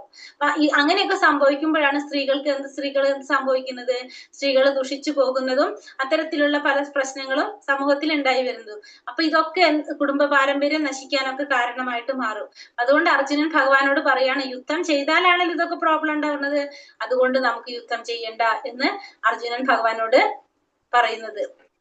അർജുനൻ ഇതൊക്കെ കാരണം കൊണ്ട് അർജുനന്റെ അവസ്ഥ എന്താണ്? തീരുമാനം എടുക്കാൻ പറ്റാത്തൊരവസ്ഥയിലേക്ക് വന്നു. ന ചെയ്ത ദിക്മ കതരന്നോ ഗരിയോ യത്വാ ജയേമയതിവാനോ ജയേയുഹു യാനേവ ഹത്വാന ജിജീവിഷാമ സേവ സ്ഥിതാം പ്രമുഖേ ധാർത്തരാഷ്ട്രഃ. അവരെ ജയിക്കുന്നതോ അവരാൽ തോൽപ്പിക്കപ്പെടുന്നതോ ഏതാണ് നല്ലത് നമുക്ക് അറിഞ്ഞുകൂടാ. ധൃതരാഷ്ട്രപുത്രന്മാരെ കൊന്നിട്ട് നാം ജീവിച്ചിരുന്നിട്ട് എന്ത് കാര്യം? എങ്കിലും അവർ ഇപ്പോൾ ഈ യുദ്ധത്തിനായി നമ്മുടെ മുമ്പാകെ നിൽക്കുന്നു. അപ്പൊ അർജുന അർജുനൻ പറയാണ്, ഇവരെ ജയിക്കുന്നതാണോ അല്ലെങ്കിൽ ഇവരാൽ തോൽപ്പിക്കപ്പെടുന്നതാണോ, ഏതാണ് നല്ലതെന്നുള്ളത് എനിക്ക് മനസ്സിലാക്കാൻ സാധിക്കുന്നില്ല. ധൃതരാഷ്ട്ര പുത്രന്മാരെ കൊന്നിട്ട് നമ്മൾ ജീവിച്ചിരുന്നിട്ട് ഒരു കാര്യമില്ല, നമ്മൾ നേരത്തെ പറഞ്ഞ പോലെ. കാരണം ആ രാജ്യം സുഖിക്കാനോ ആ രാജ്യം നേടിയിട്ട് സുഖിക്കാനോ ഒന്നും നമുക്ക് സാധിക്കില്ല. അത് കാണാൻ പോലും അവിടെ ആരുമില്ല. അപ്പൊ അതുകൊണ്ട് അർജുനൻ പറയാണ്, യുദ്ധം ഇപ്പൊ നമ്മുടെ മുന്നിൽ വന്ന് നിൽക്കാണ്, നമുക്ക് എന്ത് ചെയ്യണം നമുക്കൊരു പിടുത്തം ഇല്ലാതെ നിൽക്കാണ്. കാരണം അവരെ കൊന്നിട്ട് നമ്മൾ ജീവിച്ചിരുന്നിട്ട് യാതൊരു കാര്യവും ഇല്ലതാനും എന്നാണ് ഇവിടെ ഭഗവാനോട് അർജുനൻ പറയുന്നത്. അപ്പൊ ഒരേ സാഹചര്യത്തിലുള്ള വ്യത്യസ്ത പ്രതികരണങ്ങൾ പറയാണ്. ധൃതരാഷ്ട്രം എങ്ങനെയാണ്? നമ്മൾ പറഞ്ഞു, എന്റെ മക്കളും പാണ്ഡുപുത്രരും എന്ത് ചെയ്തു എന്നാണ് ധൃതരാഷ്ട്രക്ക് അറിയേണ്ടത്. പിന്നെ രണ്ടാമത്തത്, അർജുനൻ ഏത് ഭാവത്തിലാണ്? യുദ്ധം ചെയ്യാതിരിക്കാനായിട്ടുള്ള കാരണങ്ങൾ ഇങ്ങനെ നിരത്തിക്കൊണ്ടിരിക്കുക അർജുനൻ. ദുര്യോധനാണെങ്കിലോ ഏതെങ്കിലും വിധത്തിൽ യുദ്ധം ചെയ്ത് ജയിച്ച് ഇവരങ്ങോട്ട് എന്നേക്കുമായിട്ട് ഒഴിവാക്കണം എന്നാണ് ആര് ചിന്തിക്കുന്നത്? ആ ദുര്യോധനൻ ചിന്തിക്കുന്നത്. അപ്പൊ ഒരേ കാര്യത്തിന് 3 പേരുടെ പ്രതികരണങ്ങളാണ് നമ്മളിവിടെ കാണുന്നത്. അഹോ ഭക്തമഹത് പാപം കർത്തും വ്യവസിതാവയം യജ്ഞാ സുഖലോഭേന ഹന്തും സ്വജനമുത്യതഃ. കഷ്ടം, എന്തൊരു മഹാപാപത്തിനാണ് നമ്മൾ ഒരുങ്ങി പുറപ്പെട്ടത്. രാജ്യം നേടി സുഖിക്കാൻ വേണ്ടി സ്വജനങ്ങളെ കൊല്ലുകയോ. അപ്പൊ ഇവിടെ എന്താ പറയണത്? അർജുനൻ പറയാണ്, നമ്മൾ എന്തൊരു മഹാപാപ പ്രവൃത്തിയാണ് ചെയ്യാൻ പോയത് അല്ലെ. നമുക്കൊരു രാജ്യം കിട്ടാൻ വേണ്ടിയിട്ട് നമ്മൾ സ്വന്തം ജനങ്ങളെ വധിക്കുകയെ, അതൊക്കെ നമുക്ക് ആലോചിക്കാൻ കൂടി പറ്റുന്ന കാര്യമല്ലല്ലോ. നമ്മൾ എന്തൊരു മഹാപാപമാണ് ചെയ്യാൻ പോയതെന്നാണ് ഇവിടെ അർജുനൻ ഭഗവാനോട് ചോദിക്കുന്നത്. യതി മാമ പ്രതീകാരം അശസ്ത്രം ശസ്ത്രപാണയഃ ധാർതരാഷ്ട്രാരണേ ഹന്യോ സന്മേ ക്ഷേമതരം ഭവേത്. ധാർതരാഷ്ട്രന്മാരോട് പൊരുതുന്നതിൽ ഭേദം നിരായുധനായിട്ട് പ്രതിരോധത്തിന് ഒരുങ്ങാതെ നിൽക്കുന്ന എന്നെ അവർ കൊല്ലട്ടെ എന്ന് വെക്കുകയാണ്. അപ്പോൾ ഇവിടെ പറയണത്, ധൃതരാഷ്ട്രപുത്രനോട് പൊരുതുന്നതിൽ നല്ലതും എന്ത് തന്നെയാണ്? നിരായുധനായിട്ട്, കയ്യിൽ ആയുധമില്ലാതെ പ്രതിരോധത്തിന് ഒരുങ്ങാതെ നിൽക്കുന്ന എന്നെ അവര് വധിച്ചോട്ടെ. അതെന്താ പറയാ കാരണം?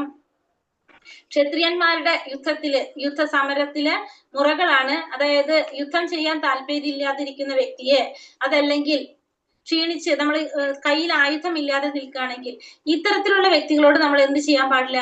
യുദ്ധം ചെയ്യാനായിട്ട് പാടില്ല. അപ്പൊ അർജുനൻ അങ്ങനെ നിൽക്കുന്ന സമയത്ത്, നിരായുധനായിട്ട് നിൽക്കുമ്പോഴോ അതല്ലെങ്കിൽ കുറച്ചു സമയം വിശ്രമിക്കാൻ വേണ്ടി മാറി നിൽക്കുന്ന സമയത്ത് അവരെന്നെ വധിച്ചോട്ടെ, എന്നാലും എനിക്ക് എന്തില്ല? യുദ്ധം ചെയ്യാൻ താല്പര്യമില്ല എന്നാണ് അർജുനനോട് പറയുന്നത്. ഇപ്പൊ സഞ്ജയൻ എന്താ പറയണത്? സഞ്ജയ ഉവാച ഏവ മുക്താർജുന സംഖ്യേ രഥോപസ്ഥ ഉപാവിശത് വിസൃജ സശരം ചാപം ശോക സംവിഘ്ന മാനസഃ. സഞ്ജയൻ പറഞ്ഞു, അർജുനൻ രണാങ്കണത്തിൽ വെച്ച് ഇത്രയും പറഞ്ഞിട്ട് വില്ലും ശരങ്ങളും താഴെയിട്ട് അത്യന്തം ദുഃഖിതനായി തേരിലിരിപ്പായി. അപ്പൊ സഞ്ജയൻ പറഞ്ഞു കൊടുക്കാണ്, ആരുടെ അടുത്ത്? ധൃതരാഷ്ട്ര അടുത്ത് പറഞ്ഞു കൊടുക്കാണ്. കാരണം ധൃതരാഷ്ട്രാണ് ചോദിച്ചതിൽ എന്റെ മക്കളും പാണ്ഡുവിന്റെ മക്കളും എന്ത് ചെയ്തു എന്ന് പറഞ്ഞു കൊടുക്കണം. എന്താണ്? അങ്ങനെ പറഞ്ഞുകൊണ്ട് അർജുനൻ എന്ത് ചെയ്തു? രണാങ്കണത്തില് യുദ്ധഭൂമിയില് തന്റെ കയ്യിലിരിക്കുന്ന ശരങ്ങളും താഴെ വെച്ചിട്ട്, വില്ലും ശരങ്ങളൊക്കെ താഴെ വെച്ച് ദുഃഖിതനായിട്ട് തേരിലിരിക്കുന്നു എന്നാണ് അവിടെ പറയുന്നത്. അപ്പൊ അർജുനൻ യുദ്ധത്തില് വിജയിക്കുമെന്ന് പറയാനായിട്ട് കുറച്ച് കാരണങ്ങൾ നമ്മളെ ശ്ലോകത്തിൽ കൊടുക്കുന്നുണ്ട്. എന്തൊക്കെയാണത്? ഒന്നാമത്തത്, യുദ്ധം ചെയ്യാനായിട്ട് തെരഞ്ഞെടുത്ത ഭൂമി ഏതാണ്? ധർമ്മഭൂമിയാണ്. അവിടെ എന്തിനു മാത്രമേ വിജയം ഉണ്ടാവുള്ളൂ? ധർമ്മത്തിന് മാത്രമേ വിജയം ഉണ്ടാവുള്ളൂ. ധർമ്മം ആരുടെ പക്ഷത്താണ്? ധർമ്മം ആരുടെ പക്ഷത്താ? പാണ്ഡവരുടെ പക്ഷത്ത് അല്ലെ. അപ്പൊ അതുകൊണ്ട് പാണ്ഡവർ വിജയിക്കുമെന്ന് നമുക്ക് പറയാം. പിന്നെ ദിവ്യമായ രഥം, അർജുനൻ ഇവിടെ യുദ്ധം ചെയ്യാനായിട്ടിരിക്കുന്ന രഥം, ആ തേരാളിയായിട്ട് ആരാണുള്ളത്? പാർത്ഥന്റെ സാരഥിയായിട്ടാണ് ഭഗവാനെ പറയുന്നതിനോട്. പാർത്ഥ സാരഥി എന്ന് ഭഗവാൻ ഒരു പേരുണ്ട്. കാരണം അർജുനന്റെ പേരാണ് എന്ത്? പാർത്ഥൻ. പാർത്ഥൻ എന്ന് വെച്ചാല് കുന്തി ദേവിയുടെ വേറൊരു പേരാണ് പൃഥ. പൃഥയുടെ മകനായതുകൊണ്ട് ഭഗവാനെ എന്ത് വിളിക്കും? അർജുനനെ പാർത്ഥൻ എന്ന് വിളിക്കും. അപ്പൊ ആ പാർത്ഥസാരഥി അവരിയ്ക്കുന്നത് ഏത് രഥത്തിലാണ്? അഗ്നിദേവ സമ്മാനിച്ച രഥമാണ് ഇത്, അർജുനന്റെ രഥം. അത് 3 ലോകങ്ങളിലും എന്ത് മാത്രമുള്ള അതിന്? വിജയം മാത്രം. 3 ദിക്കുകളിൽ എല്ലാവരും വിജയം മാത്രം കൈവരിക്കാൻ സാധിക്കുന്നതാണ് എന്ത്? ആ രഥത്തിന്റെ പ്രത്യേകത. അപ്പൊ അത് ദിവ്യമായ രഥമാണ് ഉള്ളത്. പിന്നെ വന്നിട്ട് കപിധ്വജ. കപിധ്വജ എന്ന് വെച്ചാല് കൊടിയുമേല് എന്തിന്റെ അടയാളുണ്ട്? ഹനുമാൻ സ്വാമിയുടെ കൊടി അടയാളം. ആ കൊടിമ ശ്രദ്ധിച്ചറിയാം, ഹനുമാൻ സ്വാമിയുടെ കൊടി അടയാളുണ്ട്. അപ്പൊ അതും എന്താണ്? അർജുനന്റെ വിജയത്തിന്റെ ഒരു ലക്ഷണമായിട്ടാണ് പറയുന്നത്. പിന്നെ വന്നിട്ട് ശംഖ്, ദിവ്യമായ ശംഖുകളാണ് എന്ത്? ഓരോരുത്തരും മുഴക്കുന്നത് ദിവ്യമായ ശംഖുകളാണ് മുഴക്കുന്നത്. പിന്നെ വന്നിട്ട് അർജുനന്റെ കയ്യിലെ വില്ല് ഗാണ്ഡീവം. പിന്നെ തെക്തജീവിതം. തെക്തജീവിതം എന്ന് പറഞ്ഞാല് ദുര്യോധനൻ പറയുന്നതാണ്, തനിക്ക് വേണ്ടിയിട്ട് ജീവൻ കളയാൻ വേണ്ടിയിട്ട് വന്നവരെ ഒന്ന് കാണാൻ. അപ്പൊ തനിക്ക് വേണ്ടി ജീവൻ കളയാൻ വന്നു എന്ന് പറഞ്ഞാൽ അതിന്റെ അർത്ഥം എന്താണ്? അർജുനന്റെ പക്ഷത്ത് ഉള്ളവർ വിജയിച്ചു എന്നാണല്ലോ. അപ്പൊ അതുകൊണ്ടാണ് പറയണത്. പിന്നെ ഇത് ഉപദേശിക്കുന്നത് മോക്ഷ ഏകാദശി ദിവസമാണ് ഇത് നടക്കുന്നത്. അപ്പൊ അതും എന്താണ്? ധർമ്മം വിജയിക്കും എന്നുള്ളതിന്റെ ഒരു ലക്ഷണമാണ്. പിന്നെ ആര് കൂടെയുണ്ട്? ഭഗവാൻ കൂടെയുണ്ട്. പാണ്ഡവരുടെ പക്ഷത്താണ് ആരുള്ളത്? ഭഗവാനുള്ളത്. ഭഗവാൻ കൂടെ ഉണ്ടെങ്കിൽ അവിടെ ആരും ഉണ്ടാവും? ലക്ഷ്മി ദേവി ഉണ്ടാവും. ഇതൊക്കെ അർജുനൻ വിജയിക്കും എന്ന് പറയാനുള്ള കാരണമായിട്ട് പറയാം. നമ്മൾ ഭഗവത്ഗീത മനസ്സിലാക്കേണ്ടത്, ആ ഭഗവത്ഗീതയിൽ നിന്ന് നമ്മൾ പഠിക്കുന്ന ഒരു വിദ്യ എന്ന് പറഞ്ഞാല് നമ്മളിത് ശരീരം കൊണ്ടല്ല പഠിക്കുന്നത്. ഭഗവത്ഗീത പഠിക്കുന്നത് ഞാൻ ഓറിയന്റേഷൻ ക്ലാസ്സിൽ പറഞ്ഞിട്ടുണ്ടായിരുന്നു അല്ലെ. നമ്മള് ശരീരം കൊണ്ടല്ല ഭഗവത്ഗീത പഠിക്കുന്നത്, നമ്മളെ മനസ്സുകൊണ്ടും ബുദ്ധി കൊണ്ടാണ് പഠിക്കുന്നത്. അത് ആരാ തരുന്നത്? ഭഗവാനാണത് തരുന്നത് നമുക്ക്. അപ്പൊ അതുകൊണ്ട് നമ്മൾ എന്ത് ചെയ്യണം? ഈ മനസ്സും ബുദ്ധിയും നമ്മൾ കൃഷ്ണാവബോധത്തിൽ അല്ലെങ്കിൽ ഭഗവാന്റെ സ്മരണയിൽ നിർത്താം. അങ്ങനെ നമുക്ക് എന്ത് സാധിക്കും? ഭഗവത്ഗീത പെട്ടെന്ന് പഠിക്കാനും മനസ്സിലാക്കാനും സാധിക്കും. അപ്പൊ നമ്മള് ഭഗവത്ഗീത മനസ്സിലാക്കേണ്ടത് ശരീരം കൊണ്ടല്ല, ബുദ്ധി കൊണ്ട്, അല്ലെങ്കിൽ നമ്മുടെ എന്താ പറയുന്നത്, മനസ്സുകൊണ്ടും ബുദ്ധി കൊണ്ടാണ് നമ്മളത് പഠിക്കുന്നത്. ഹരേ കൃഷ്ണ കൃഷ്ണ കൃഷ്ണ ഹരേ ഹരേ, ഹരേ രാമ രാമ രാമ ഹരേ ഹരേ. വഞ്ചാകൽപതരൂപേശ്ച കൃപാ സിന്ധോപ്യവച പതിതാനാം പാവനേഭ്യോ വൈഷ്ണവേഭ്യോ നമോ നമഃ. അനന്തകോടി വൈഷ്ണവഭക്തവൃന്ദി ജയ, ശ്രീല പ്രഭുപാദ് കി ജയ, ഗുരുദേവ് കി ജയ, ജയ ഗുരുപ്രമാനന്ദേ. ഹരി ഹരി ബോൽ. ഹരേ കൃഷ്ണ. ഹരേ കൃഷ്ണ. ഹരേ കൃഷ്ണ മാതാജി, പ്രണാമം. പ്രണാമം. അപ്പൊ നമ്മളിന്ന് പറഞ്ഞത് ഒന്നാമത്തെ അധ്യായത്തില് ശരിക്കും പറഞ്ഞു കഴിഞ്ഞാല് 46 ശ്ലോകങ്ങളാണ് ഇതിലുള്ളത്. 46 ശ്ലോകങ്ങളാണ് ഒന്നാമത്തെ അധ്യായത്തിലുള്ളത്. പക്ഷെ എല്ലാ ശ്ലോകവും നമ്മൾ എടുത്തിട്ടില്ല. പക്ഷെ നിങ്ങൾക്ക് ഏകദേശം ഒരു ഒന്നാമത്തെ അധ്യായത്തിനെ കുറിച്ച് ഒരു ഐഡിയ കിട്ടിയിട്ടുണ്ടാവും ഇപ്പൊ അല്ലെ. ഒന്നാമത്തെ അധ്യായത്തിൽ നമ്മള് മെയിൻ ആയിട്ട് കണ്ടത് 2 കാര്യങ്ങളാണ്. ഒന്ന്, അർജുനൻ ആ യുദ്ധകളത്തില് കണ്ടപ്പോ ഉണ്ടായ വിഷമങ്ങളും പ്രയാസങ്ങളും നമ്മൾ കണ്ടു. എന്നിട്ട് അർജുനൻ യുദ്ധം ചെയ്യാതിരിക്കാനായിട്ട് കുറച്ച് കാരണങ്ങൾ ഭഗവാന്റെ മുന്നിൽ പറയാ. എങ്ങനെയെങ്കിലും യുദ്ധം ചെയ്യാതിരിക്കും. നമ്മളോട് ഒരു കാര്യം പറഞ്ഞു കഴിഞ്ഞാൽ അത് നടക്കാതിരിക്കാൻ വേണ്ടി നമ്മൾ പറയുന്ന പോലെ തന്നെ ഭഗവാനോട് അർജുനൻ പറയാണ് അല്ലെ. 5 കാരണങ്ങൾ കണ്ടു നമ്മൾ യുദ്ധം ചെയ്യാതിരിക്കാനായിട്ട് അർജുനൻ പറയുന്നത്. ഒന്ന്, അർജുനന്റെ ആ മൃദുല ഹൃദയത്വം കണ്ടു. പിന്നെ രണ്ടാമത്തത് ഭൗതികമായ സുഖാനുഭവങ്ങൾ പറഞ്ഞു. മൂന്നാമത്തത് അർജുനൻ പറഞ്ഞു പാപമല്ലേ, യുദ്ധം ചെയ്യുന്നത് പാപമല്ലേ എന്ന് ചോദിച്ചു. പിന്നെ കുടുംബ പാരമ്പര്യമൊക്കെ നശിച്ചു പോകില്ലേ എന്ന് ചോദിച്ചു. പിന്നെ അർജുനൻ പറഞ്ഞു ഇതൊക്കെ കാരണം കൊണ്ട് എനിക്ക് തീരുമാനം എടുക്കാനും സാധിക്കുന്നില്ല എന്ന്. അങ്ങനെ 5 കാര്യങ്ങൾ ഭഗവാന്റെ അടുത്ത് അർജുനൻ പറഞ്ഞു യുദ്ധം ചെയ്യാതിരിക്കാൻ വേണ്ടിയിട്ട്. പിന്നെ അർജുനൻ യുദ്ധത്തിൽ വിജയിക്കും എന്നുള്ളതിന് നമുക്ക് കുറെ കാരണങ്ങൾ ഈ ശ്ലോകങ്ങളിൽ നിന്നെടുത്ത് തന്നിട്ടുണ്ടായിരുന്നു, സോർട്ട് ചെയ്തിട്ടില്ലേ. എന്തൊക്കെയാ നമ്മൾ കണ്ടത്? അത് ഒന്ന്, ഫസ്റ്റ് യുദ്ധഭൂമി എന്ന് പറഞ്ഞാൽ ധർമ്മഭൂമിയാണ്. അവിടെ ധർമ്മം മാത്രമേ വിജയിക്കുള്ളൂ. അപ്പൊ ധർമ്മം ആരുടെ പക്ഷത്താണ്? പാണ്ഡവ പക്ഷത്താണ്. അപ്പൊ അർജുനൻ വിജയിക്കുന്നുള്ളതിനൊരു കാരണമാണ് ഒന്ന് യുദ്ധഭൂമി, ധർമ്മഭൂമി ആയിട്ടുള്ള കുരുക്ഷേത്ര ഭൂമിയാണ്. പിന്നെ അത് കഴിഞ്ഞിട്ട് അർജുനന്റെ രഥം അതെങ്ങനെയുള്ളതാണ് പറഞ്ഞു? എല്ലാ സ്ഥലങ്ങളിലും വിജയം മാത്രമേ അതിനുണ്ടാവുള്ളൂ. അത് അഗ്നിദേവൻ സമ്മാനിച്ചതാണ് ആ രഥം. ആ വെള്ള കുതിരകളെ കൂട്ടിയൊരു തേര്, അങ്ങനെയാണ് പറയുന്നത്. പിന്നെ അതില് ഭഗവാനുണ്ട് ഋഷികേശനായിട്ട്. ഭഗവാന്റെ വേറൊരു പേരാണ് ഋഷികേശൻ. ഋഷികേശൻ എന്ന് വെച്ചാല് ഇന്ദ്രിയങ്ങളുടെ നാഥനാണ് ഭഗവാൻ. നമ്മുടെ ഋഷികേശൻ ഇന്ദ്രിയങ്ങളെ നിയന്ത്രിക്കുന്ന, നമ്മുടെ ഇന്ദ്രിയങ്ങളെ നിയന്ത്രിക്കുന്നത് ആരാണ്? ഭഗവാനാണ്. അപ്പൊ അതുകൊണ്ട് ഭഗവാനെ ഋഷികേശൻ എന്ന് കൂടി പറയും. അപ്പൊ നമ്മളത് പറഞ്ഞു. പിന്നെ ഭഗവാൻ ഉണ്ടെങ്കിൽ അവിടെ ആരുണ്ടാവും? ലക്ഷ്മി ദേവി ഉണ്ടാവും അല്ലെ. അപ്പൊ ലക്ഷ്മി ദേവി ഉള്ള സ്ഥലത്ത് എപ്പോഴും എന്തുണ്ടാവും? ഐശ്വര്യം ഉണ്ടാവും. അപ്പൊ ലക്ഷ്മി ദേവി, അതും അർജുനന്റെ വിജയത്തിന്റെ ലക്ഷണമാണ്. പിന്നെ അർജുനന്റെ ശംഖുകള്, അർജുനന്റെ ഭഗവാന്റെ ഒക്കെ ശംഖുകള് ദിവ്യമായ ശംഖുകളാണ്. പിന്നെ നമ്മൾ പറഞ്ഞു ഗാണ്ഡീവം, എപ്പോഴും വിജയം മാത്രം സാധിക്കുന്നതാണ് എന്ത്? അർജുനന്റെ വില്ല്. എപ്പോഴും അമ്പൊടുങ്ങാത്ത ആവനാൾ എന്ന് പറയുന്നതിന് കാരണം വെച്ചിട്ടുണ്ടെങ്കിൽ എപ്പോഴും എന്താണ്, ആ ലക്ഷ്യം തെറ്റാതെ ഒരിക്കലും അത് വരില്ല, തിരിച്ചു വരില്ല എന്ന് പറയുന്നത്. അപ്പൊ അങ്ങനെയുള്ളതാണ് അർജുനന്റെ ഗാണ്ഡീവം. പിന്നെ വേറെ എന്താ പറഞ്ഞത്?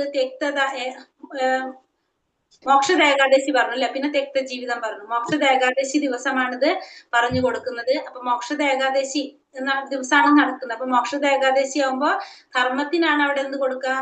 പ്രാധാന്യം ഉണ്ടാവും. അപ്പൊ ധർമ്മമായിരിക്കും വിജയിക്കുന്നത്. പിന്നെ തെക്ത ജീവിതം എന്ന് വെച്ചാല് ദുര്യോധനൻ പറയുന്നുണ്ട് ഗുരുവിന്റെ അടുത്ത്, എനിക്ക് വേണ്ടിയിട്ട് ജീവൻ കളയാൻ വേണ്ടിയിട്ട് വന്നിരിക്കുന്നവരെ നോക്കാനാ പറയുന്നത്. അപ്പൊ അവരൊക്കെ മരിക്കുന്ന ആർക്കറിയാം? ദുര്യോധനറിയാം. അപ്പൊ അതും ആരുടെ വിജയം? അവരൊക്കെ മരിക്കുമ്പോ പിന്നെ ഇവിടെ ആരാ ബാക്കിയുള്ളത്? പാണ്ഡവരാണ് അല്ലെ. അപ്പൊ പാണ്ഡവര് വിജയിക്കുന്നുള്ളതിന്റെ കാരണമാണ് നമ്മൾ ആ കണ്ടത്. പിന്നെ ആദ്യത്തെ ഭാഗത്തിൽ നമ്മൾ പറഞ്ഞു സഞ്ജയന്റെ അടുത്ത് ധൃതരാഷ്ട്ര ചോദിക്കുന്നതായിരുന്നു എന്റെ മക്കളും പാണ്ഡുവിന്റെ മക്കളും എന്താണ് ചെയ്തതെന്ന്. അപ്പൊ സഞ്ജയൻ പറയാണ്, ദുര്യോധനൻ ഗുരുവിന്റെ അടുത്ത് പോയിട്ട് പറയുന്നുണ്ട്. എന്തൊക്കെയാ പറഞ്ഞത്? ഈ രണ്ട് സൈന്യത്തിലുള്ളവരെ കുറിച്ച് വിവരിക്കാണ് കൊടുക്കുന്നത്. ആദ്യം ആ പാണ്ഡവ സൈന്യത്തിൽ ആരൊക്കെയുണ്ട്, കൗരവ സൈന്യത്തിൽ ആരൊക്കെയുണ്ട് എന്നുള്ളത് പറഞ്ഞു കൊടുക്കാണ്. അതിനുശേഷം ഓരോരുത്തരും അവരവരുടെ ശംഖുകളെടുത്ത് മുഴക്കുന്നതായിട്ടൊക്കെ പറയാണ്. അപ്പൊ അവിടെ ദുര്യോധനൻ ചെന്ന് പറയുമ്പോ ഒരു കാര്യം ദുര്യോധനൻ എടുത്ത് ചെയ്യുന്നുണ്ട് നയതന്ത്രപരമായിട്ട്. അതായത് ഗുരുവില് അവരോടുള്ള ദേഷ്യം കൂട്ടാൻ വേണ്ടിയിട്ട് ദ്രുപദപുത്രൻ എന്നാണ് എടുത്തു പറയുന്നത്. ദ്രുപദപുത്രന്റെ പേര് ദൃഷ്ടദുമ്നൻ. അത് ദൃഷ്ടദുമ്നൻ ആരാണ്? ഗുരുവിന്റെ ശിഷ്യനാണ്. ആ ശിഷ്യന്റെ പേര് പറഞ്ഞാൽ ഗുരുവിനൊരു വാത്സല്യം ഉണ്ടാവും. അത് ചെയ്യാതെ ആ ശത്രുവിന്റെ പേരാണ് പറയുന്നത് അവിടെ, ദ്രുപദൻ.